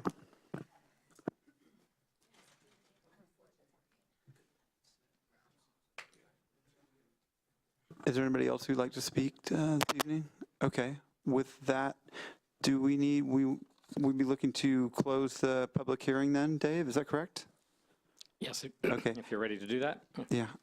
I think the planning commission would be ready to do that. Would you kind of, if it's okay, we'll go ahead and take a motion to close the public hearing? I would so move to close public hearing. Seconded. Okay, all those in favor of closing the public hearing, say aye. Aye. Okay, the public hearing is closed. I think this is a good time to take a 5-minute break, and so we will resume back at 7:55. And if we lose anybody in the audience, thank you so much for coming tonight. We really do value all of your comments. We know it's a lot to come out here, so thank you. But hopefully you guys stick around a bit.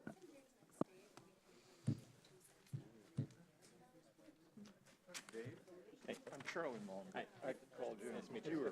You're really, really generous with your time. That's who I'm at, who I am. And I'd like to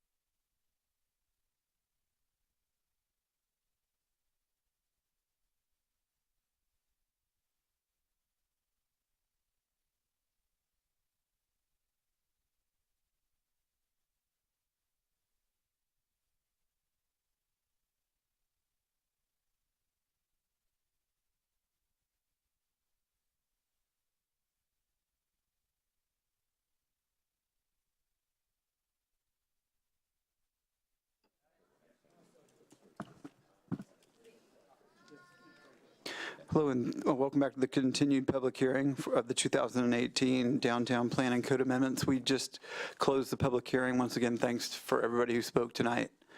We really do appreciate your comments. With that, I think with staff's guidance on this, I do think it would be best if we do have several things here, and I think possibly it would be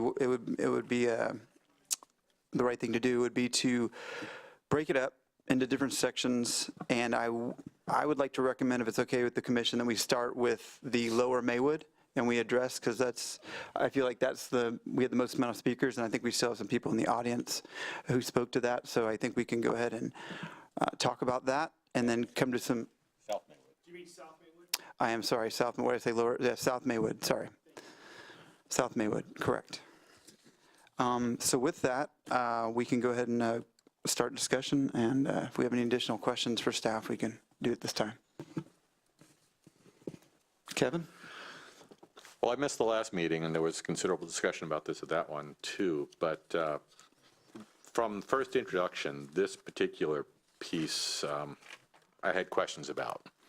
And there didn't then seem to be, and now it's clear there isn't, an interest in the residents of these properties in moving forward in this direction.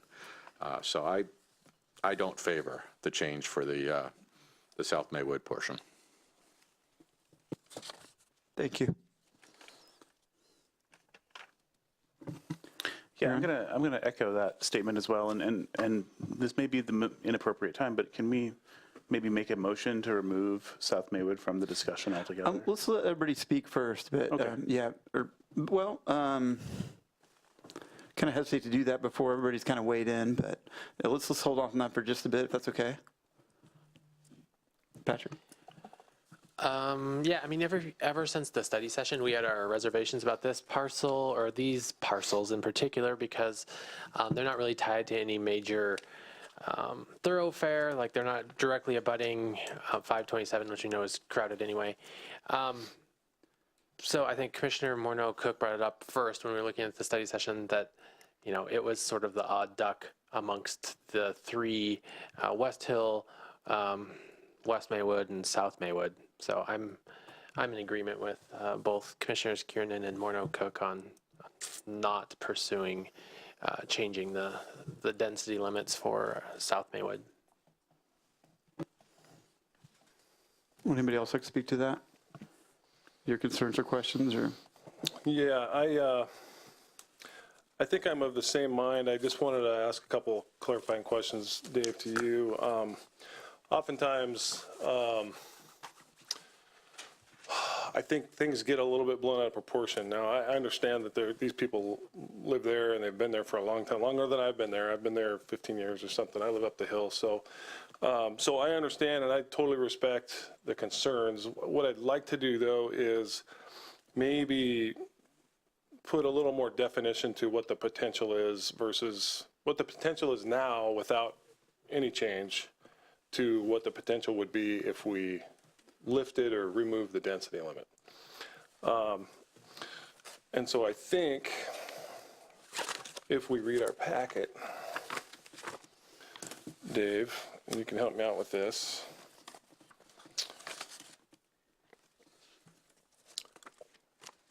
Says if the entire area, including the two parcels that currently have office uses, were developed at 20 units per acre, there could be about 26 units. Is that correct? And so, I just like to, there was one comment made that would only happen if somebody bought up the entire block and did it all at once. That's not quite true, but it would require some assembly of properties. It could be done in 2 or 3 pieces, or Gotcha. Even 4. Yeah. Okay. So if nothing was done, if we decide to move ahead without lifting the density, which I'm in favor of, by the way, 26 units at some point might be there if someone buys up all the property, redevelops. I believe I just counted like maybe 10 or so. Is that right now, kind of on the south side of that street? 13. 13, okay. So it's 13 extra units, which is significant. So I guess I just wanted to, and the thing about the pressure was important to hear for me. I don't really know what that means, but obviously everybody in that street is feeling some kind of pressure, whatever it is, and it might be different for different people. But so I guess we have this job up here of doing things on paper, and rarely do we hear from neighbors, so it's good to get input. So I just wanted to put a little bit of more definition on this for the folks out in the audience, that I don't think that it's going to create, big, huge, an addition right next to you guys. However, I totally understand your concerns. And furthermore, this area in the downtown boundary is it's been a little bit awkward the whole time. And like you said, it was originally included these folks in it, and then it got moved. And so it's a little bit of an awkward area just because of the nature of, there's some business there, but it's largely residential. And so I guess my question maybe, Bruce, is if we can obviously leave it here and remove it in other locations, correct? In one of the other two or both or whatever. They're not tied to each other, correct? No. Okay.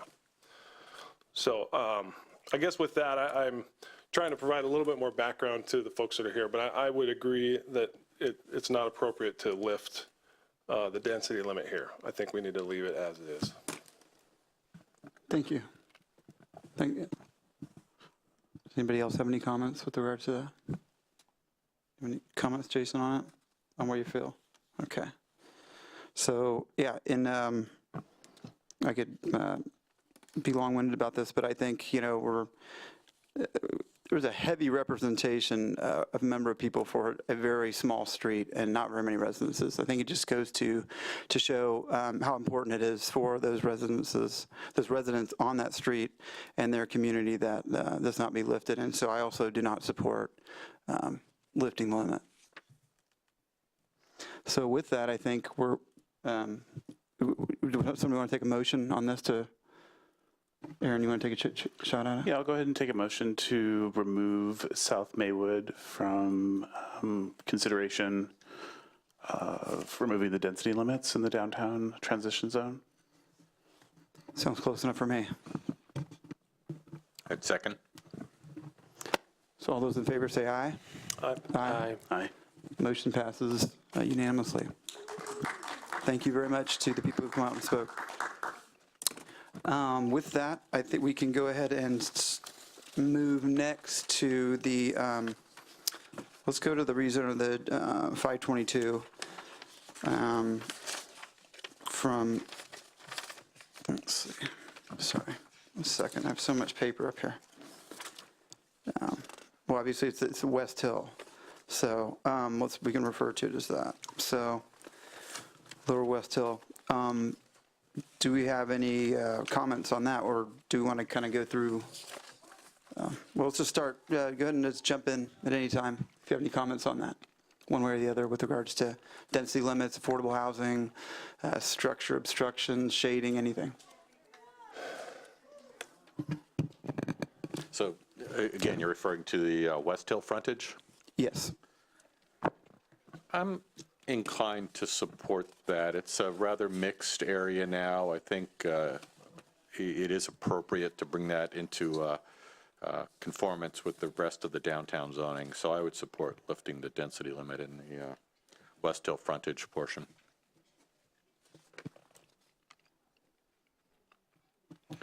There was, I too am in support of it. There's the lingering question about the Hall Road area.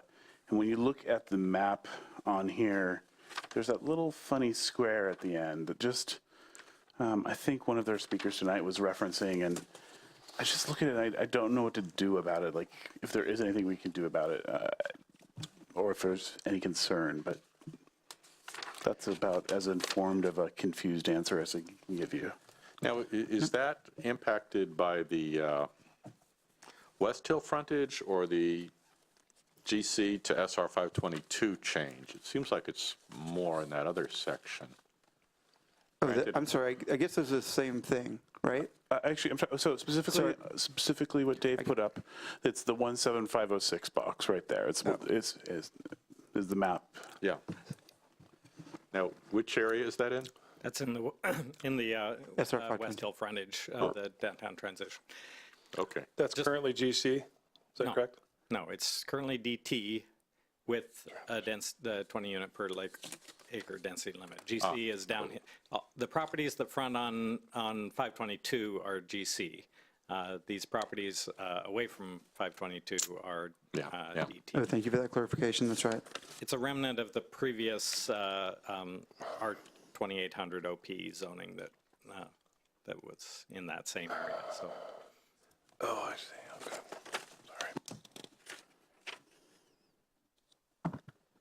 And I heard you say, excuse me, Dave, that should there be development in that area, they would have to analyze traffic impacts, and as that analysis indicated, need to make improvements. Is that correct? And potential dedications right away. Well, the dedications to support the improvements required. Right. Right. As a result of the traffic which would be generated. So as a general principle, were the change to be made and were the development to follow, then policies in place would result in an improvement of that road. Is that a fair line of reasoning? Yeah, it is an unusual situation, just the way that area is laid out, but that's generally how development occurs, that they are required to do frontage improvements and bring the roadways up to code, or up to the design standards. But that parcel also could potentially have access from Northeast 175th or 95th Northeast. Correct. But it would, yeah. So the one that has the greater frontage would be the 17707 parcel. That would, I guess, a greater portion of that. On Hall Road, yes. Hall Road improvement would fall on that. But actually, the upper part of Hall Road does pass through the 17506 parcel, so they'd have to deal with it as well. Thank you. Yes, and just on that note, I also had this question about the Hall Road, because there's a historic home right at the 17707, I believe. And so if you have a redevelopment, and I think one of the speakers tonight touched on it, if they redevelop that parcel as we're proposing to be, lifting today, or I'm sorry, rezoning it,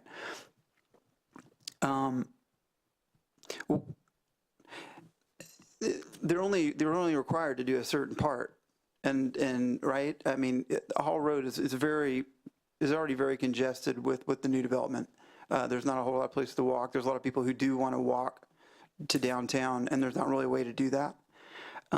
So if we redevelop that area, I guess it would just happen over time, but it could take quite a while before there are sidewalks or any widening of Hall Road to take on the additional capacity. Or would that analysis be done when you got the proposal from the developer? Well, it would likely be done with the development, so it could take some time, and I guess you could argue that might happen sooner if with the removal of the density limit that would spur development. We've already had meetings with the owner of this property, and I use this as one of the examples when we were discussing the building frontage requirements.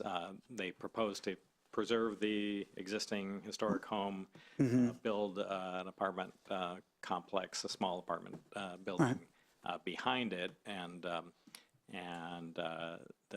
previous code amendments we did would enable that sort of thing to happen. But at the time, they were talking about apartments with surface parking. Yes, I remember that, yeah. But we did talk about the possibility of lifting the density limit, and they said that they would definitely look at taking advantage of that, building over the parking and, essentially making it structured parking. Okay. And they seemed to be amenable to an affordable housing requirement along with that, so. Okay, thank you. Roger.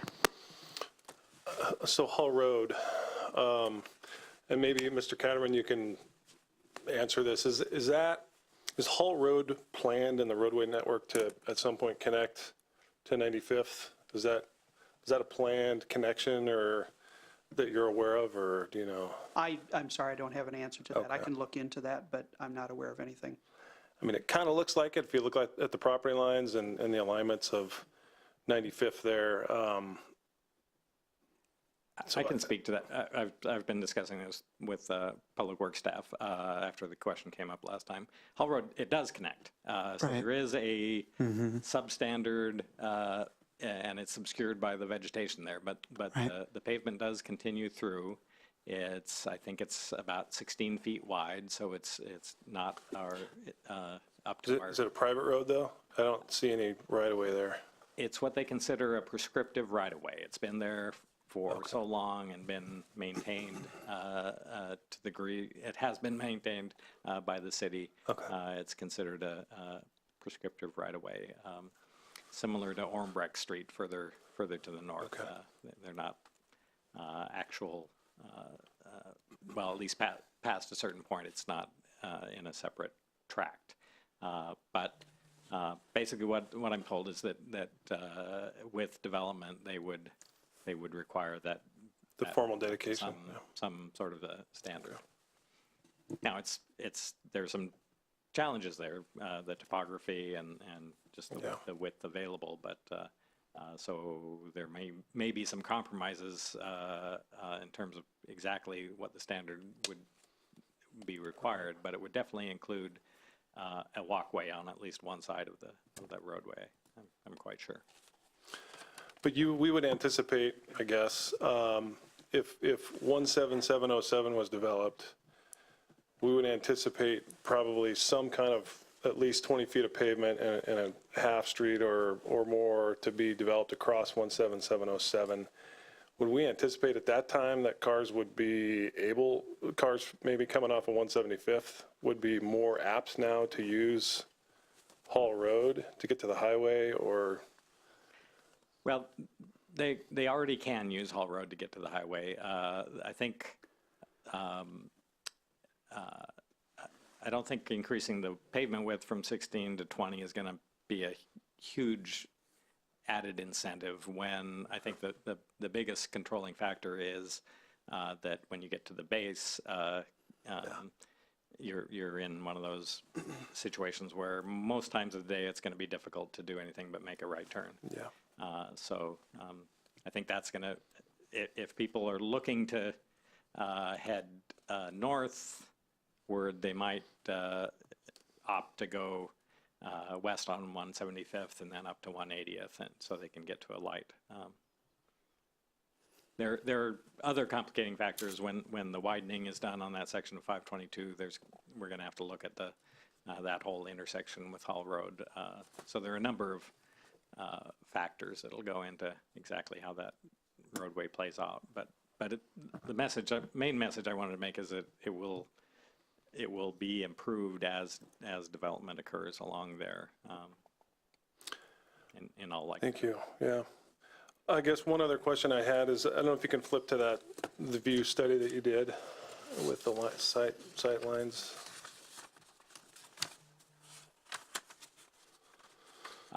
This one or the? There was another one that actually had view lines. Yeah, and that one related to. Yeah, I think maybe it was this one. GC to SR 522 corridor, not the West Hill frontage. Okay, so we're not really talking about that right now. Okay. This other one does at least extend into the DT area is part of the West Hill frontage in this section. Okay. Thank you.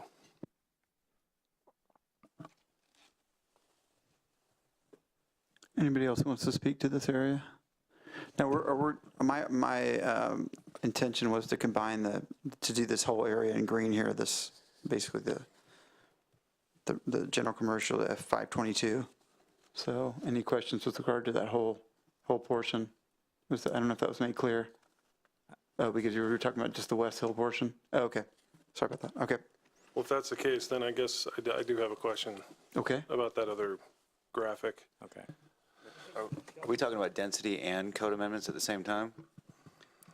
Mr. Chair, Yes. if I could suggest, I think the intent was to keep it to each of these items individually.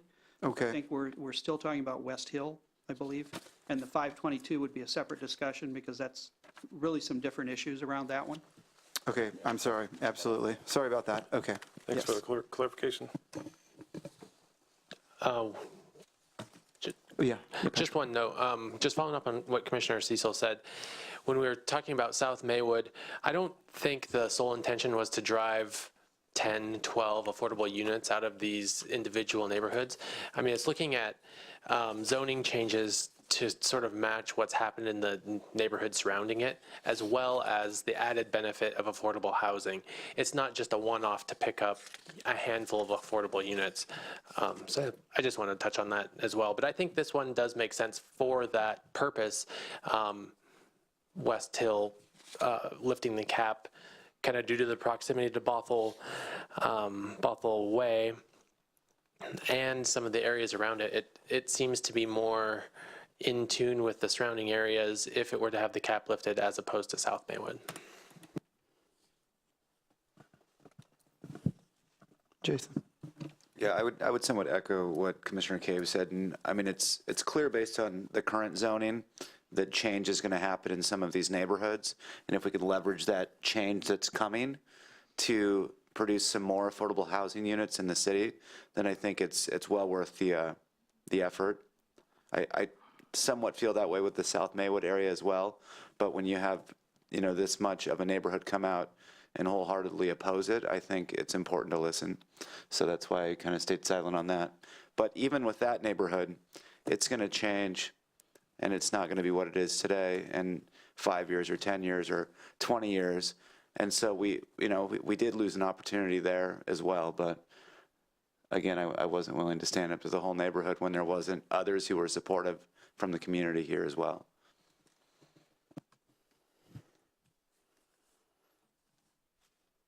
Okay, I guess I'd also be in support of removing the density limits. Okay, does anybody else want to speak to that? Have questions on that area? Okay. Did we have any other information to tell? I guess we didn't. Should we make a motion on it so that we can close it out and move on? The West Hill area specifically? Yes, I think that would be appropriate. Okay, since I've got my mic on, I'll go ahead and make a motion for the West Hill frontage to remove density limits in the downtown transition area. Second. All those in favor say aye. Aye. Aye. Opposed? Motion carries unanimously.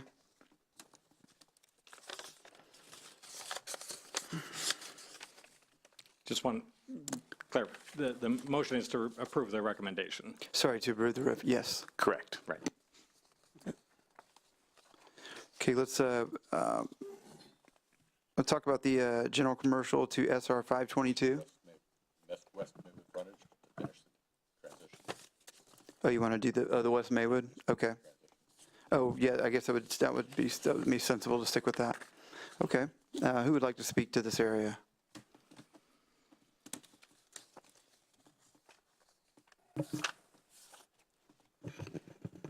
Patrick?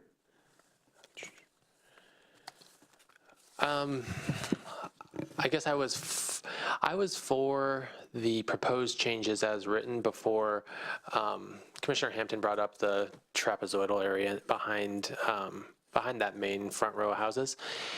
And I think that is like an odd section that ties deeper into the neighborhood.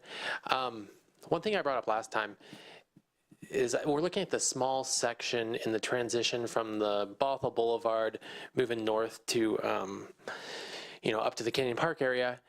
we're looking at potentially a highway or the Bothell Way expansion, Bothell Everett Highway expansion to 4 lanes instead of 2. So it seems like there's some other changes that are coming up in this area that I would like to look at collectively rather than just an individual sub area within it. But that's just my thoughts.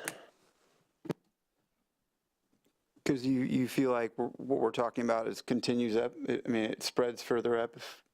Yeah, I just think there's been a lot of effort and energy in planning the boulevard, and then we have another opportunity linking what people kind of referred to as North Bothell to the downtown Bothell when we potentially look at the expansion for Bothell Everett Highway between Safeway up at 240th and, you know, this QFC area we're looking at here now. Okay. So you're kind of you like to see it kind of deferred a bit, or just, or you're in support of it, but anyway, maybe those are just comments we can come back and. Yeah, just comments. I'm looking to hear what you guys have to think as well. Question for staff. So this particular area is right at the north end of the multi-way improvements. Correct. And there is work proposed on Bothell Way going forward. Is the planning completed for this segment of Bothell Way? Do you know, or do we know what's going to happen right there? It's in a very early stages, so I think there's some, and I haven't really discussed this with Public Works, but I believe there's some notion of what their right-of-way requirements are going to be, but it's at a very early stage of, in fact, it's even pre-design, I would say. But as development proposals come forward, and there has been one at the south end of that of the Bothell Way frontage in this area, we are making sure that the development doesn't preclude or cause the roadway project to undo developments that are done there. So those are things that we deal with as projects come forward and as development projects evolve. Road development. Multi-way Boulevard extend, how far north does the Multi-way Boulevard extend in the plan? Boy, it's just right there. Yeah, it's just. I mean, in the plan, is it? No, it's not going to. Beyond where it is now? No. It extends as far as it will. Yeah. Yeah, I'm just a little concerned about land use changes in advance of some of the infrastructure planning being a little further along. I mean, it's just a concern. Yeah. And we did hear some of that from the audience as well. Yeah.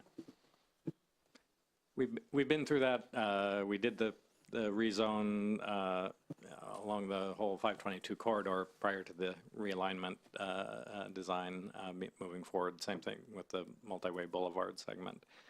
So it's certainly not unusual to do that, but it does require that as projects come in that we're looking ahead and making sure that they're going to be compatible with the future development. So I think I read this week in the WashDOT, the Transportation Improvement Plan, the 3-year plan, that PE is scheduled for 2021 for the portion between the Multi-Way Boulevard up to the Safeway. PE being preliminary engineering? Yeah. It's funded for that? Yes. So this thing really, the ball is rolling here, and if we do make the changes, doesn't mean it's going to be developed overnight. And I'm just looking at the numbers here, and we're looking at, given the current density limits, 86 potential units with no affordable housing required. And if we make the lift of density, we're looking at a maximum of 120 units. So that's only 34 more. And we're getting 12 affordable units at it. And I get that that's the cap. But to me, that's a 30% difference with 12 affordable housing units. It's well worth it, especially with the transportation improvements coming to that corridor and the SWIFT line coming in. likely to extend to Bothell once those transportation improvements are made on Bothell Way. So for that reason, I would support it. I was a little concerned about this trapezoid section, but knowing that the density is already there for increased density, and there's already multifamily back there, I'm less concerned about it. Mr. Chairman?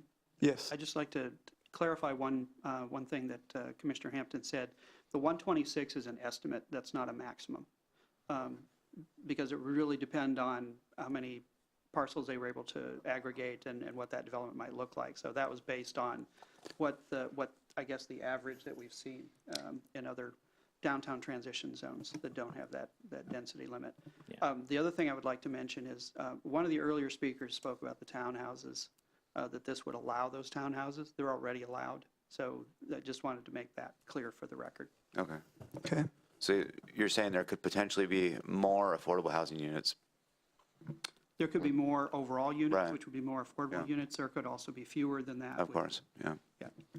Just looking positive here. Is that the case for the current estimate under the current zoning as well? The 86, could it potentially be more than 80? Did you calculate them both the same way, or?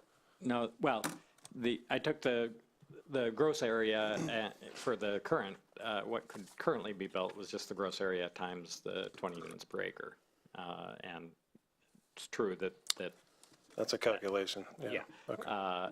And for the estimate for the rezone, I took the total area times what we've been seeing in the DT areas that have had the density limit removed, which has been about 27 units an acre on average. Right.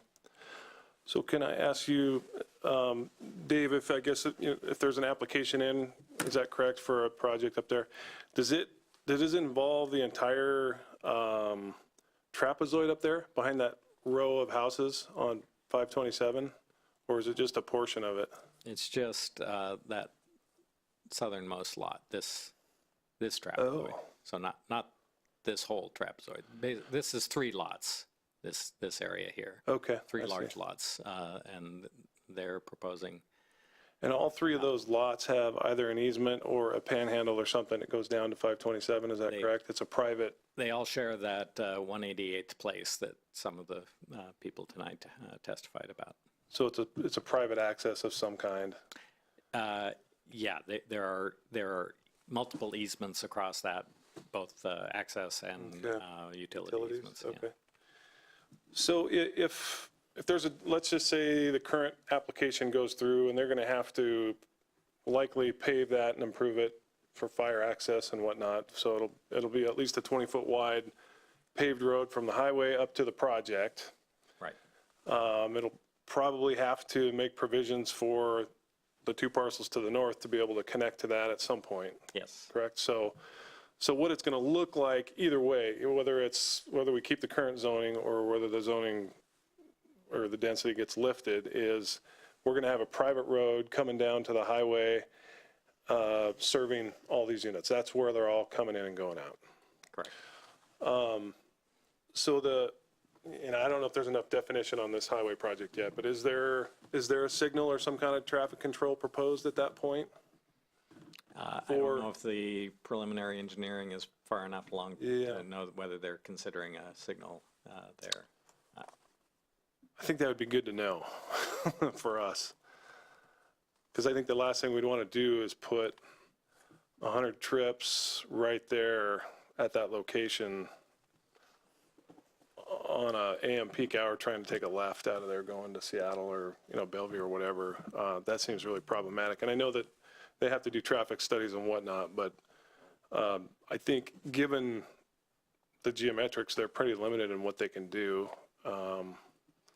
It's a small project. I don't know if they're going to be able to afford a signal or any kind of widening, or I don't know. I'm just kind of guessing, but seems like it would be a good piece of information to have for us. I do, there's a definite line there between the single family and those aren't really single family, they're multifamily along 101st there and around the corner. The area in yellow to me makes sense because those properties all access 527. They don't go back up through the neighborhood streets. And so the concern I'm hearing, I think, is from the Popkini House people is, it's going to change their backyard, which is true. What are the buffers? Are there buffers between residential, even multifamily, and this? Well, there's a 10-foot setback in the DT zone, a 10-foot rear setback, and 5-foot side setbacks or 10 feet with living space windows. The R20, so they're less than what the current development shows, but they're probably comparable to what could be done under the multifamily zoning in those areas. So lifting or eliminating the density limit is not going to change the form of what goes in on those parcels. Would that be fair to say? Building envelope remains the same. What about height? The height and setbacks, yeah. Okay, so the only thing, I guess, from a neighbor standpoint that you could be concerned about, I suppose, would be maybe it's going to happen faster if we lift the density limit. But I think all else the same, we're really not changing anything, particularly for the people behind them. We're not changing the form of what's going in there. Now, there's going to be more people there, that's for sure. So just a comment, I guess, observation. If I could Yes, Arthur. sort of clarify a point that was made here, because I've been through this discussion a year ago in Issaquah. Commissioner Hampton made the point that right now, and you've made the point, Commissioner Cecil, that the form of the buildings aren't changing. There just is the ability to put more units within that form. But what is changing is because you are allowing more units, all developments now, no matter what their size are, will include some element of affordability. So you've gone from no affordability to a provision where you've given more flexibility to builders to work within a form, but in exchange for that, you are getting some level of affordability in all developments, and they might decide to stay lower density because of what they want to build towards, but then you will get some contributions to the affordability needs in the community. And I would just like to emphasize that last point that Arthur made. So what this does is it allows us to require that affordability for any new development, regardless of the density that they put in there. So if they come in at 20 units per acre, currently, they're not required to do any affordable housing. And one of the things we heard from several speakers tonight was about the new apartments that are built downtown that are not affordable, because we didn't have this provision in place. Had we had that in place, they would have been required to do affordable units. So if they do 20 units in the future under this, if you make the change to without the density cap, they would be required to do affordable. If they do more than the 20, they would still be required to do the affordable. That's really one of the keys to this. And I just want to add, that's exactly what Issaquah did in parts of their downtown, is they went from sort of a voluntary system to we're going to give you a little more density, but we're going to make it mandatory no matter what you do. It's what Redmond does in their downtown when they did their zoning 25 years ago. So what you would be doing here is not dissimilar. Now, we've only based the affordability on what we think is the theoretical, practical amount of increase they will be able to realize. Whether or not people choose, I mean, we've seen projects in downtown Redmond, sometimes they're using the result of the rezone, and some more so than others. You know, it's all over the map what people actually do, but all development is now contributing, and all builders know this is what they have to do, so when they're negotiating with the landowner, it's upfront and clear. Roger. I appreciate that clarification. Reading through some of what the other cities do, mandatory versus voluntary, some of them say it's a percentage of the units for the project, period. Others say, hey, it's a percentage of the additional, over and above from the density. And so what we're talking about is option A. So we're not talking about whatever they capture in addition to the base density. Correct. So, okay. But we did our math based on what we think is the increment they might take, not, so that's why when we get in later, why we ended up with the GC had a lower affordability than this area, because when we did the math of what you're potentially gaining, that was the basis for our recommendations there.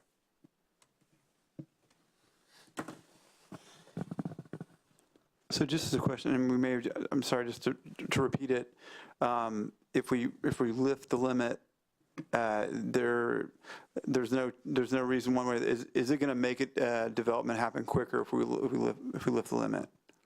Do you, in your experience with Issaquah, for instance? My comment would be, you've just given builders more flexibility, and so when there's more flexibility on how to use a piece of real estate, then there's more people who might have a solution to it. Okay. I don't think your underlying land per se, like when the comments about pressure on selling and stuff, I'm not sure that would change per se, other than from the point of view that there's more builders who might say, hey, I can make something happen that I do.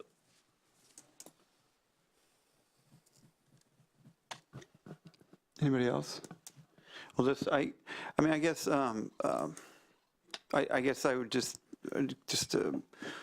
to state it, we talk about this zone, and the zoning is R2800, 4,000, but having walked that neighborhood probably 150 times, because that's how I walk to downtown a lot of the time, and I do because I like the street, I like the houses, I like the neighborhood. I think we heard from a lot of people today that may be impacted by this, even if it's not, maybe it's going to happen anyway. But I guess it's really, those are really single family. Those are single family residences. I feel like we're talking that they're multifamily, but at the top part of it, there's one, I think there's one property that was redeveloped and it's multifamily, but most of those are single family lots. I feel like this is, and maybe these lots are perfect opportunity for like missing middle, doing ADUs and stuff in the backyard, but I just would, I would hope that this neighborhood wouldn't, I guess whatever we choose to do, I hope we would really respect the fact that those people have lived there a long, long time, and maybe that train has left the station with regards to previous density or rezoning.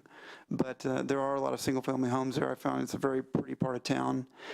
And I know we're talking about these 3 or 4 areas downtown. I'm really looking forward to when we're talking about another area that's not downtown, because I feel like downtown's already taken on a lot of capacity in the last couple of years.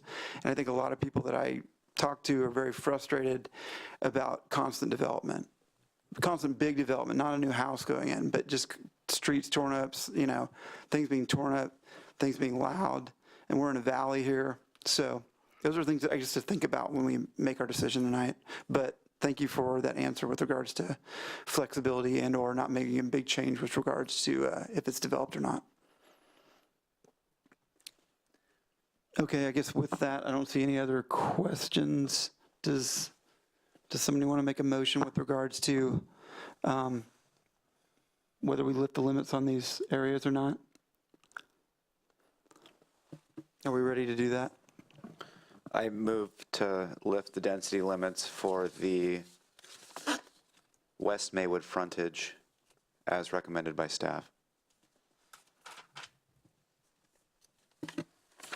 I'll second that.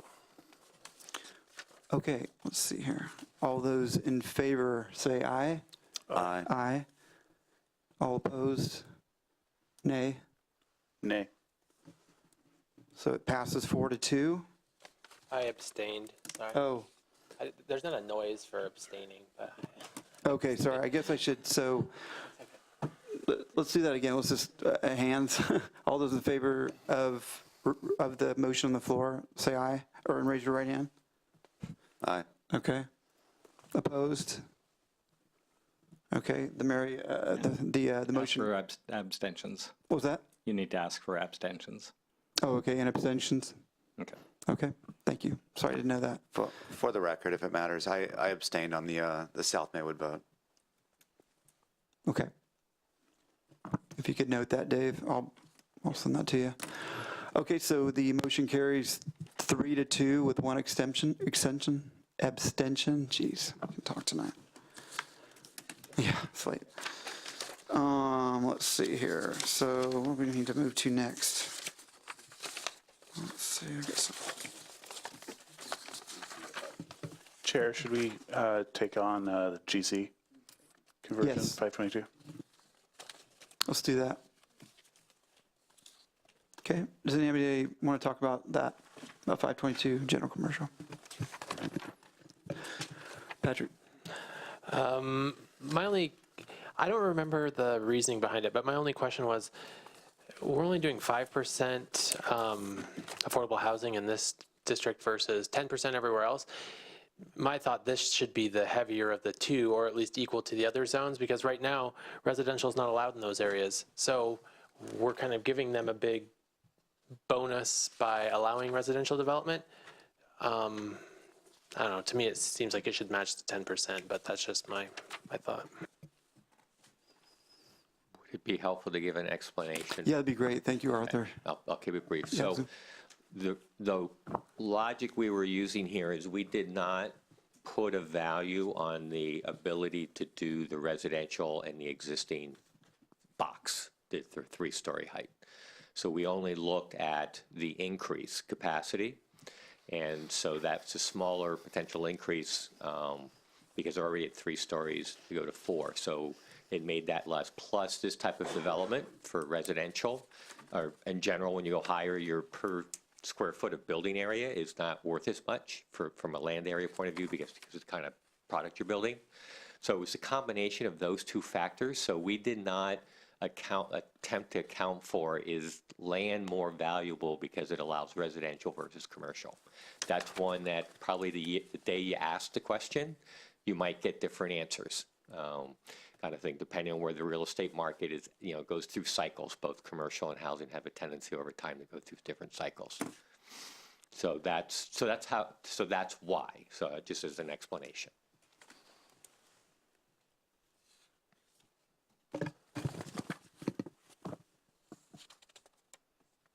So one other comment. So I'm generally for the change in for general commercial in this area. One thing that we talked about a lot, and we don't really have a plan as a solution, but the traffic concerns along that area.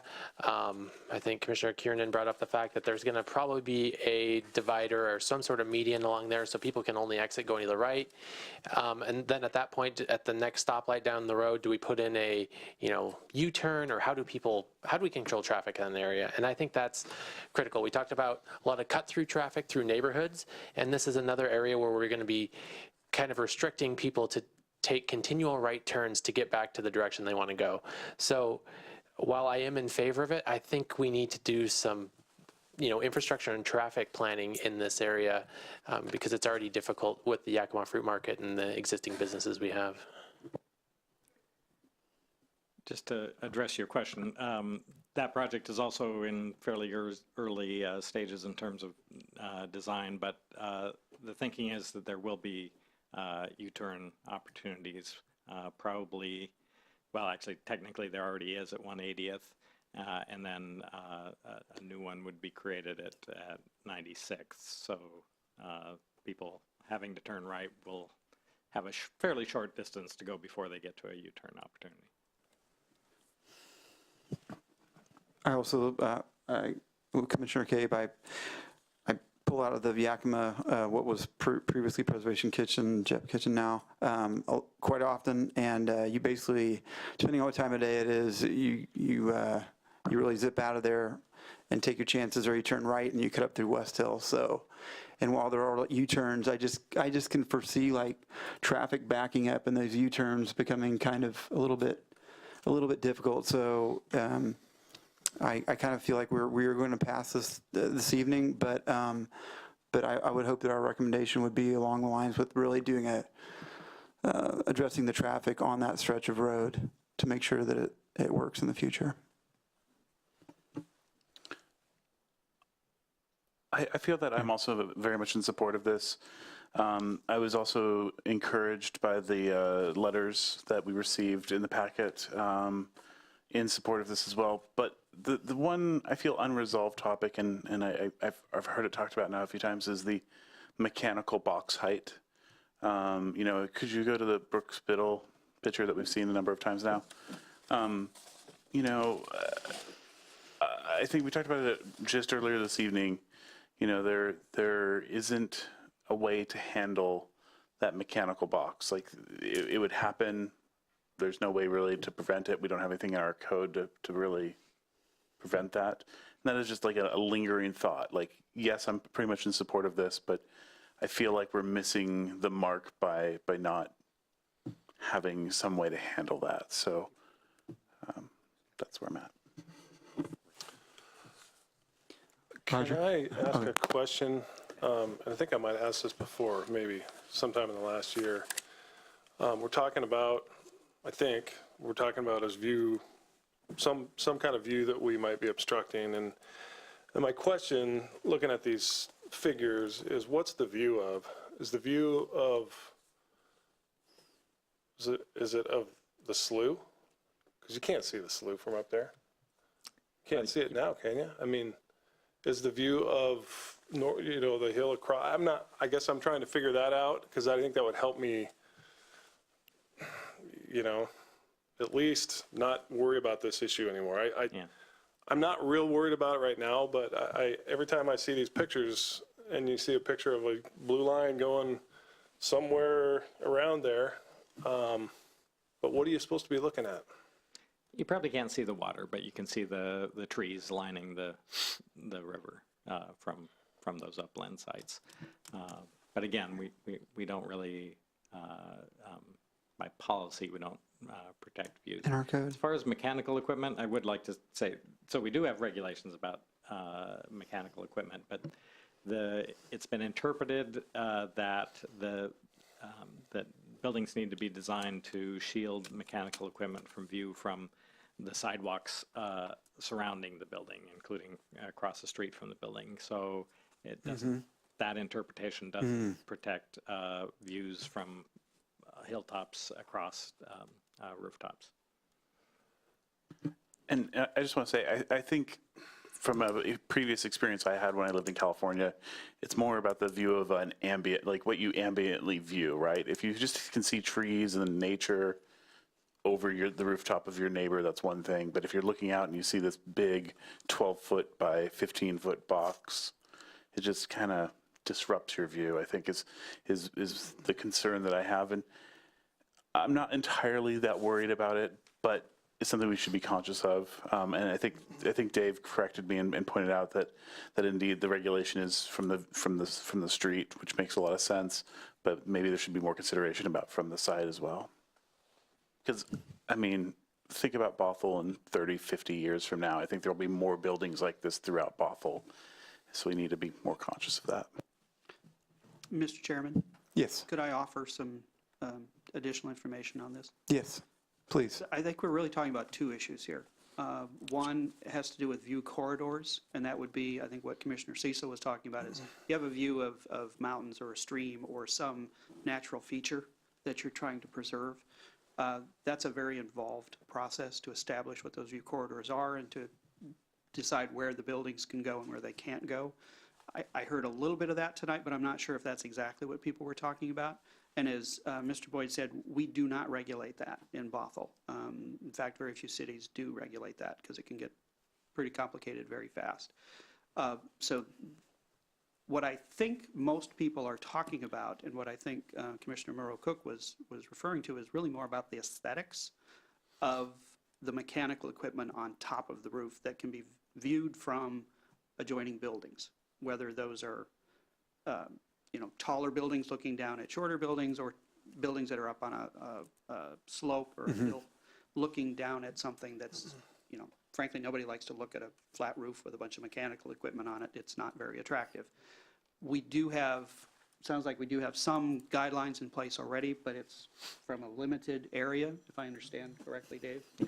So, and I'm not suggesting that we can fix that this evening, but I think that's the issue that we're really talking about here, and that really gets to design. And those are the types of things that can be incorporated into future design standards as we look at refining the downtown design regulations. Excellent. And thanks to Commissioner Cecil for one of the reasons that I will probably be supporting this is that, I'm sorry, it was Aaron, that, we had people come out to speak against the other ones. This one, it was pretty much all the opposite direction. It seems like everybody was like, yeah, this is fine. This is really going to be good for our property. It's going to make it more profitable, or actually will make it be able to turn a profit in the future with regards to restaurants or having residential there. And this is a real beneficial area for that. So I'm not seeing anybody else any other comments with regards to this. Does somebody, don't think we need to, I think we pretty much just maybe just take a vote on the proposal, recommendation. I would make a motion to support the staff recommendation on changing the zoning from GC to SR 522. Second. Mr. Chairman, Yes. if I could just interject a couple of things Yes. real quick. One, parliamentary, after a motion and a second, there's usually opportunity for further discussion of Right. the motion itself. So I just want to make sure that that's allowed for. Okay. The second is, just to clarify the motion on that, it's also a comprehensive plan amendment and a rezone. So if we could clarify that the motion is for both of those. So to clarify my motion, it is to support the comprehensive plan amendment as well. Thank you. And the rezone, Thank you. consistent with the staff recommendation. Was there a second We need previously? to redo on the second? A second. Okay. Any discussion? I guess it was stated though earlier, I think there were several of us up here that were very concerned about the traffic on that stretch of road and the ability for people to go not only just right out of those on the north side of the road, but also to be able to go in the eastward direction. So any other discussion? Okay. All those in favor of the motion on the floor, say aye. Aye. Aye. Opposed? Motion carries unanimously. And we have a little, yes. Oh. Was that? No abstentions. Oh, sorry. No, that's right. Any abstentions? No. None. Thank you.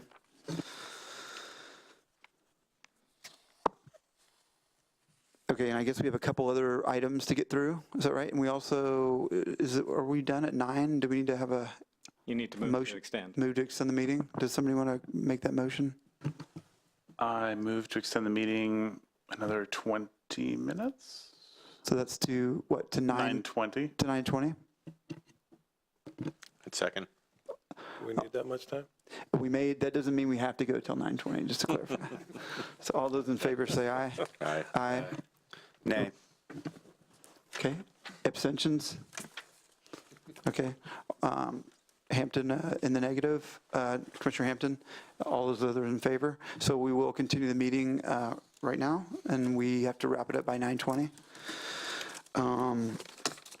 You could take these remaining two together if you're comfortable with that.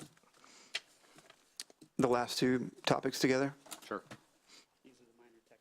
Yeah.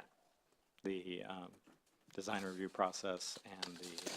And to be clear, I've got so many papers in front of me. Can we, what, is it just the advisory design and?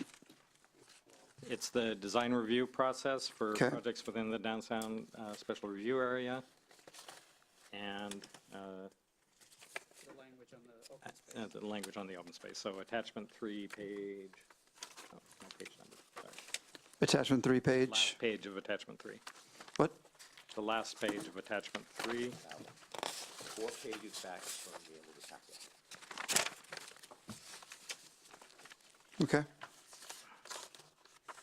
Is there any discussion on public open space and historic resources regulations or design review? Yes, Roger? A couple questions. The first one has to do with the design review and the historic overlay. A couple of weeks ago, or maybe our last meeting, we got a presentation from Dave, I think you and Jeff Smith, about a new step that we're considering adding to the building permit site development process, being a site plan review or a site plan entitlement, whatever you want to call it. So that's an extra step. I don't know where that's at in its process. Is that going to be, do you foresee that being adopted in step with kind of all these other things that are going on? It's scheduled for public hearing at council on December 18th, along with your recommendation on these items. Okay. I guess to me, that seems like a natural place to bring the board in at at site plan review. That's more of an entitlement type of a process, but it does, you know, a lot of jurisdictions at that point, that's when they have their opportunity to say, no, here's what we want it to look like, and we'll approve it here, and you can add kind of that layer to that entitlement, if you will. I guess I'm just thinking about how much effort it takes to get a complete application in, and you know, if you have to, I guess ideally, you probably would have everything and have the board involved as soon as possible. You know, maybe another idea is the board should be at the pre-app meeting. I think it would be nice to leave applicants a little bit of flexibility, because because every applicant's in a different position. Some are ready to go, they're financed, you know, others are like, they don't know what they want to do, and they're trying not to spend money. And so in that spirit, it seems like it would be maybe at the most, they would have to get involved or submit something to the board at SPR, site plan review or whatever, instead of pre-app. Or you as a city can be proactive and have your board attend the pre-app meeting and give their feedback at that time.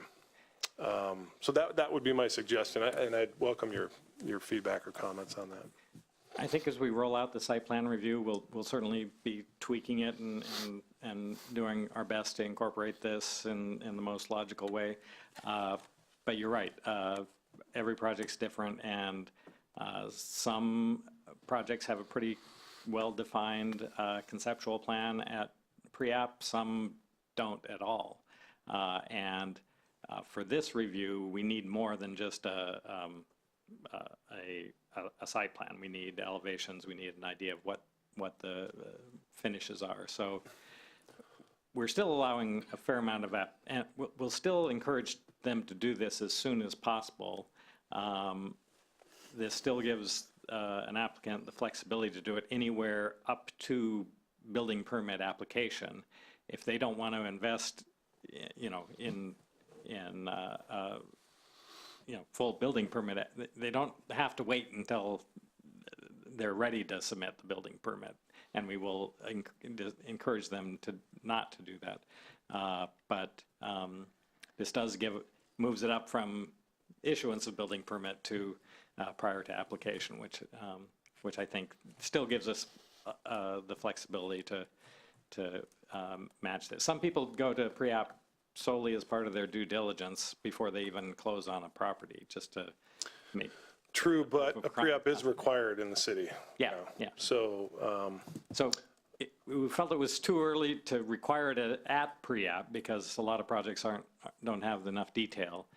But sometime between pre-app and building permit application, it should happen, and we'll work to make that work with the site plan review processes. and so is there a specific checklist that needs to be fulfilled to go to the board?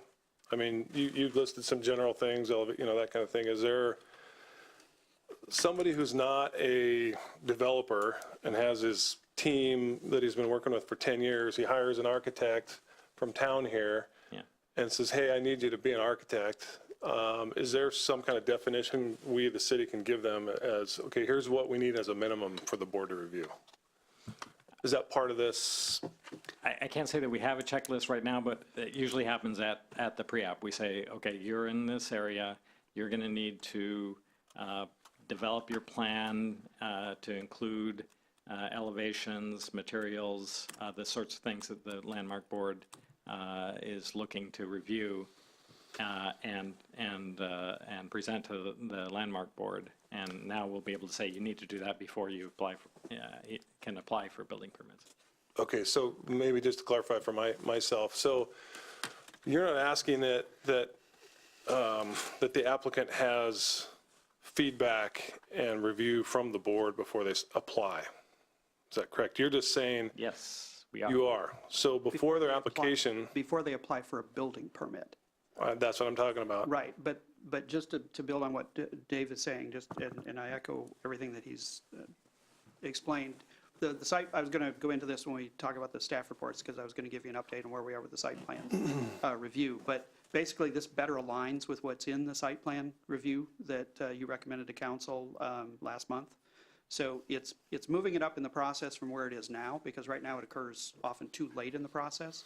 Not everything goes to the Landmark Preservation Board. So the way I would see this working is at the pre-application meeting is when we would identify whether it needed to go to the Landmark Preservation Board, and we would inform the applicant at that time what materials they would need to prepare for that. But it would be part of the site plan review process. So those things would get worked out through that part of the process, which is supposed to occur before they apply for a building permit. So in essence, this aligns with what's in the site plan review. Okay, so I mean, it seems like everything is kind of coming together, and that material needs to be submitted with the site plan review application. Correct. And then that would give the board a chance to give their input, and then that input would need to be incorporated into the initial building permit submittal. And that gets worked out ahead of them preparing the materials for the building permit. That's one of the reasons for doing the site plan, is that those things are then worked out ahead of time, rather than having to go back and redo something that they've already submitted. Yeah. So we're on a board here, and I know we're volunteers, and I assume that the Landmark Preservation Board is as well, and I don't know what their availability is, but to me, if I was an applicant, it would be great if someone from that board came to the pre-app and said, hey, here's, like in this block that you're in, here's kind of the issues, and here's what you got to submit, but like, here's what we're looking for. Here's some of the, you got a building across from you that's this, or, And that's really the role of staff. The board, they're volunteers just like the Planning Commission. Right, And they okay. meet once a month. Typically, that's their regular meeting. Okay. And again, they don't review everything. It's only when it's triggered by, what they're doing. If that site happens to be eligible for historic designation or has a historic designation on it. So is it everything in the red box? If it's in the downtown special review area. Okay. Yeah. Right, okay. So you're saying that we're looking for feedback from the board, but you're saying that staff is actually giving the direction in terms of, I guess I'm a little fuzzy on what the role of the board and the role of staff is. Staff is giving direction to the applicant about what needs to be submitted to the board for their review. The board then provides feedback on the design, how the historic, whether it's an exterior facade treatment or preservation of a building if they're proposing to demolish that building. And then that feedback then goes back to the staff, and they use that as part of their review and approval if it's an administrative approval, or a recommendation to the hearing examiner if it's going to the hearing examiner. That's the same process we use now. Yeah. This is just pushing it up earlier in the process so that we're not making changes at the last minute. Yeah, or I pushing understand things that, forward at the last that minute. makes sense. I guess I'm wondering if we're expecting the applicant to do more work up front, can we give them a little more information so that they know for their site plan review application what the issues are and what we're looking for, so they don't have to submit that and have it be all backwards and have to move parts of the building around during that process? Is there a way, either through that pre-app or maybe a subsequent meeting or something that's tied to the pre-app, get that feedback before they go and spend all this money? We give them the best direction and feedback that we can based on the information they bring us at the pre-application meeting. Some have done a lot of work up front. Right. Others have not. So we give them the best direction that we can, but we certainly give them, we don't have a checklist yet because we're still developing that, but we give them information in terms of what the expectations are, of what materials need to be submitted, how that will be reviewed by the Landmark Preservation Board, and where that fits in the schedule. Okay, but not necessarily any feedback from the board? Not at that point, not at the pre-app, no. Okay. I guess I'm asking you to consider, if resources are available or if somehow it can work, that the applicant can get some kind of feedback based on the specific site that they're looking at from the board. And we would do that as part of this process. I guess I'm not sure what the concern is, because what you're describing is basically what we do now, and we're actually bringing it earlier in the process, which is what I'm hearing you would like to see. So that's the purpose of this amendment, is to make sure it happens earlier in the process so that they're getting that feedback early on. The question then becomes, how early in the process? Yeah, and I think I'm probably pushing on the very beginning end of that, and you guys are probably trying to find a balance somewhere. And from a practical standpoint, typically we don't get the level of information at that pre-app that we can give them feedback on that at that time, on any of their submittal. It's really more about, here's the information that they're presenting to us. These are the issues that we foresee based on what you're proposing. These are the things that we're going to have to go through review. So we would tell them, this is going to have to, for example, if someone comes in with a property that has a historic home on it, or some historic building, and they're proposing to demolish that, we would tell them, this is what's going to have to go to the Landmark Preservation Board. You're going to have to do research on the history of that building. Here's some resources that you can go to. We have some already at the city. There's additional resources they may need to go to. They need to explain how they could preserve that building, if possible, as part of their site design, whether they could move it on the site or relocate it to another site, or if they are going to demolish it, what they're going to do to mitigate for that demolition. Those are all things that the Landmark Preservation Board is going to look at, and that's the information that we would give them. We're not going to give them feedback about whether they should move it at that point, or what they may or may not do with the facade. That's the role of the board. Yeah, maybe I'm going down a wrong track.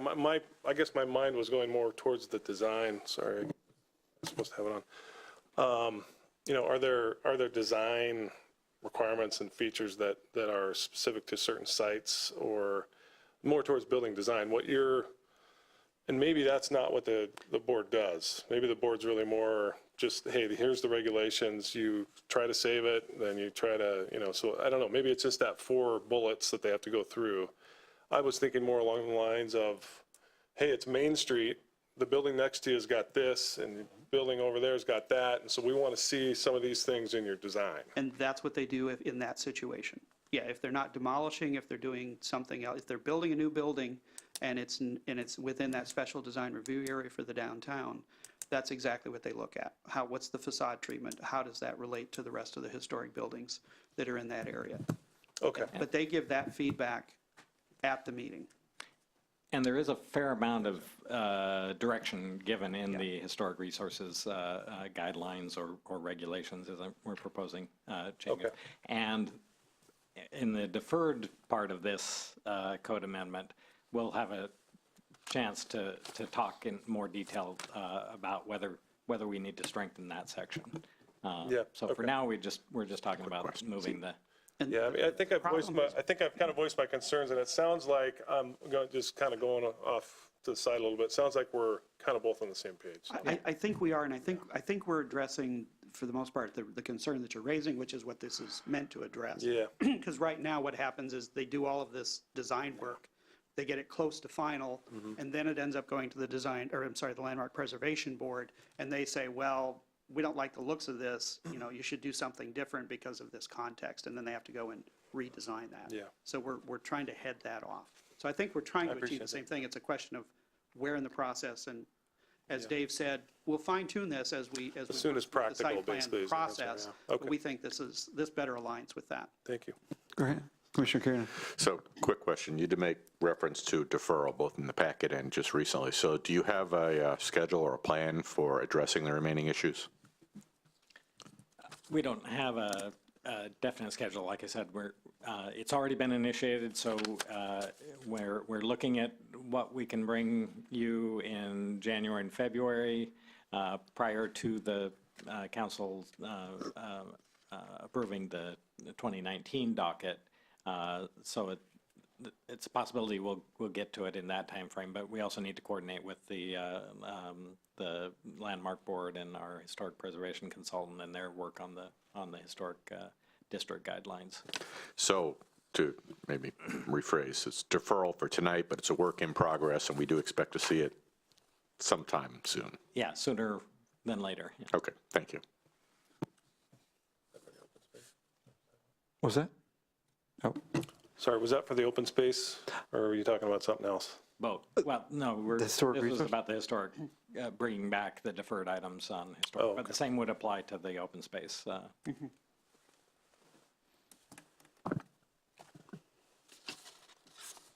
So, Can I have another question? yeah, you bet. You got 7 I get minutes. No, it's tired fine. You sure you want to? Yeah, well, we'll see. Yeah. We'll see. We got 7 minutes left. So, so with the open space requirements for developments, there's a fee in lieu of. So in other words, there's a parks and open space impact fee, and then there's also a requirement to provide some kind of on-site open space. Can you guys explain to me why there's both of those? Are they both addressing the same thing? Or I'm having a hard time understanding why there is. The way I've described it is that the requirement for the on-site open space is to provide open space, whether it's just breathing room open space or usable open space, with it, on a site or at least in very close proximity adjacent to the site. The citywide park and open space impact fee, that can be spent anywhere citywide and typically goes towards more traditional parks and open space, play fields and larger parks. So if an applicant is going to pay the fee in lieu, we want to make sure that that gets spent within walking distance, so within the downtown sub area. We still need to do some more work on exactly how we frame all of that, but we did want to fix the current language now to clarify that they are two different things and aren't interchangeable. Thank you. Thanks for that question, Roger. I had the same one. Patrick. For the public open space, I like the changes that we've included. They seem to make sense. I do hope that's brought back so we can have a bigger discussion on open space as a whole. You asked for a homework assignment over the summer about, what makes a good open space in the city of Bothell. And I was thinking, we were talking about putting stuff on the sidewalks to where wayfinding people could find this open space.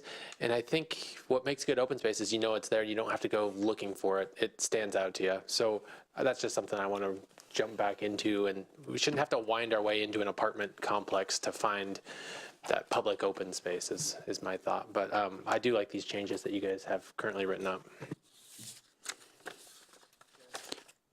Chair, should I make a motion to extend again since we've got 3.5 minutes? Yeah, let's just make maybe a motion to, go ahead. Okay, so let's go ahead and make a motion to extend 5 minutes. Yes, 5 minutes. Okay. That sounds, To 9:25. 9:25, okay. I would second. Okay, all those in favor of this, say aye. Aye. Aye. Opposed? Or, what do you call it? I'm Ian. Sorry, I just had one more comment on this Okay, one. yeah, That's all. okay. Mr. Westerbeck, you talked about smaller developments and the open space requirement. Seems like the fee in lieu of could help solve that, but I don't know if that is exactly what you're looking for. But I kind of agree. I mean, if we're just saving a 4 by 4 square foot piece of concrete and calling it open space, does that really benefit us? So I think we should look at that in the future too. Well, and I would reiterate a comment I made in an earlier meeting that I agree generally with the concept that a bunch of little chunks don't make sense. But when a developer has the open space as part of their development, they're responsible for the ongoing maintenance. When you pay fee in lieu of, that transfers the ongoing maintenance to the city. So I think we need to be a little careful about going too far in that direction. Certainly it should be an option, but an option, I'm reluctant to say of last resort, but where it truly makes sense, as opposed to just where it's easier.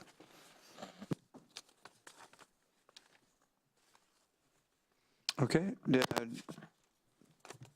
I guess we can close discussion here on these two topics. Is there a motion? Does somebody want to make a motion with regards to?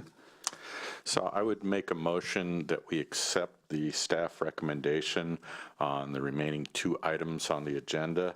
How should I phrase it, or is that sufficient? Provision for public open space and design review process. The modifications of the design review process and provisions for public open space. I second that. All those in favor say aye. Aye. Aye. Opposed? Patrick, okay. Okay, with that, with that, we can go ahead and, I guess, do we need to officially close then the public hearing? Correct? You already did. Oh, so that was with that, with those But two. what we do need to do is, your packet included Planning Commission findings. And based on your actions tonight, we'll need to make some changes to those. So what I would suggest is that the board authorize the chair to review and sign revised findings. I can also distribute them to the whole commission, so you'll all have a chance to review it. I'd move to authorize the chair to make revisions to the findings as discussed tonight. Second. Just a question. So recognizing the public meetings aspect, you'll distribute this, and if we have any comments, we would go individually back to you rather than any reply alls. Right. We don't want to create a serial meeting. Correct. Just wanted to clarify the process on that. No, that's great. Thank you for clarifying that. All those in favor say aye. Aye. Aye. Opposed? Okay. It carries unanimously. Let's see. And no study session, no old business. We do have a calendar here. Do we need to talk about the calendar, Dave? I don't think we really need to talk about it. I just wanted to acknowledge it, and it would be good to have a Planning Commission representative at the council public hearing on the 18th on both the site plan grading and rockeries and the downtown code amendments, in case there are any questions that come up. Okay. I'd be happy to be there if that's okay. Is there anybody else who'd like to be there? Or does anybody else want to be there? Okay. And I know that I had one commissioner say they couldn't make it on the 19th and one couldn't make it on the 12th. I think from staff point, the 19th, we could use the time to prepare the ADU privacy amendments for the 19th. So that's what I put on the calendar. Okay, great. And let's see here. So that was, is any other staff reports? Yes, Mr. Chairman. yes. Just to give you a quick update, so the references earlier to the site plan ordinance and the other items that you sent a recommendation forward to the council a month or so ago. So there were 4 code amendments with that, a new, well, not new, but creating a separate site plan review process. We currently have one, but it's wrapped into some other things. So this separates it out, makes it more distinct, and makes it the first part of the process. The grading changes and the retaining structures. Those 3 that were all recommendations from the Planning Commission went to the council last night for their initial study session and briefing. As Dave mentioned, they're going to be on public hearing at the City Council on the 18th of this month, the same as the items you did tonight. The 4th had to do with administrative changes to the building code, setting clearer time limits on certain aspects of that. So all of those were brought forward with the Planning Commission's recommendation, including the amendment that Commissioner Cecil referenced earlier with the 2.5 to 1 slope. We also had the staff's recommendation of a 3 to 1 slope and asked for the council direction on that moving forward for the public hearing. The direction from the council last night was to continue forward with the 3 to 1 slope at this time. But again, there's no decision on that yet. That was just their direction last night. So we will be asking for their action on those items on the 18th after the public hearing. They had several good questions. They were very appreciative of the commission's work on that. But I can answer any specific questions you might have. Just wanted to give you the status report on that.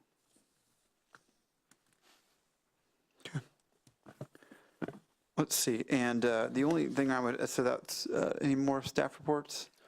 I just noticed one error on the calendar. There is no public hearing on January 15th on the downtown plan code amendment. That was a carryover from December that didn't get deleted. Oh, got it. So I'll get it right on the next one. Okay, thanks. Thanks for putting together this packet as you always do, Dave. It was a tough one this week. And thanks for everybody replying to, we're down a commissioner right now, and we had a couple kind of close meetings. We were cutting it close to make a quorum, so thanks for everybody for, I'll probably just be sending you out a message, several days before, a week before the meeting, see if you can attend, just to make sure we have people locked in. We can, not to do any last-minute cancellations, because there's a lot of work that's done by staff to put things together for us, and I want to make sure that we have the numbers. And you just reminded me, the application for boards and commissions is open right now, so if you know of anyone who would be interested in serving on the Planning Commission or any of the other openings we have 2 openings right now in Landmark Preservation Board as well. Please let them know. I think the deadline is coming up in early December, if I remember right. For some reason, December 7th sticks in my brain, but it's on the website, so if they take a look at that and get their application in.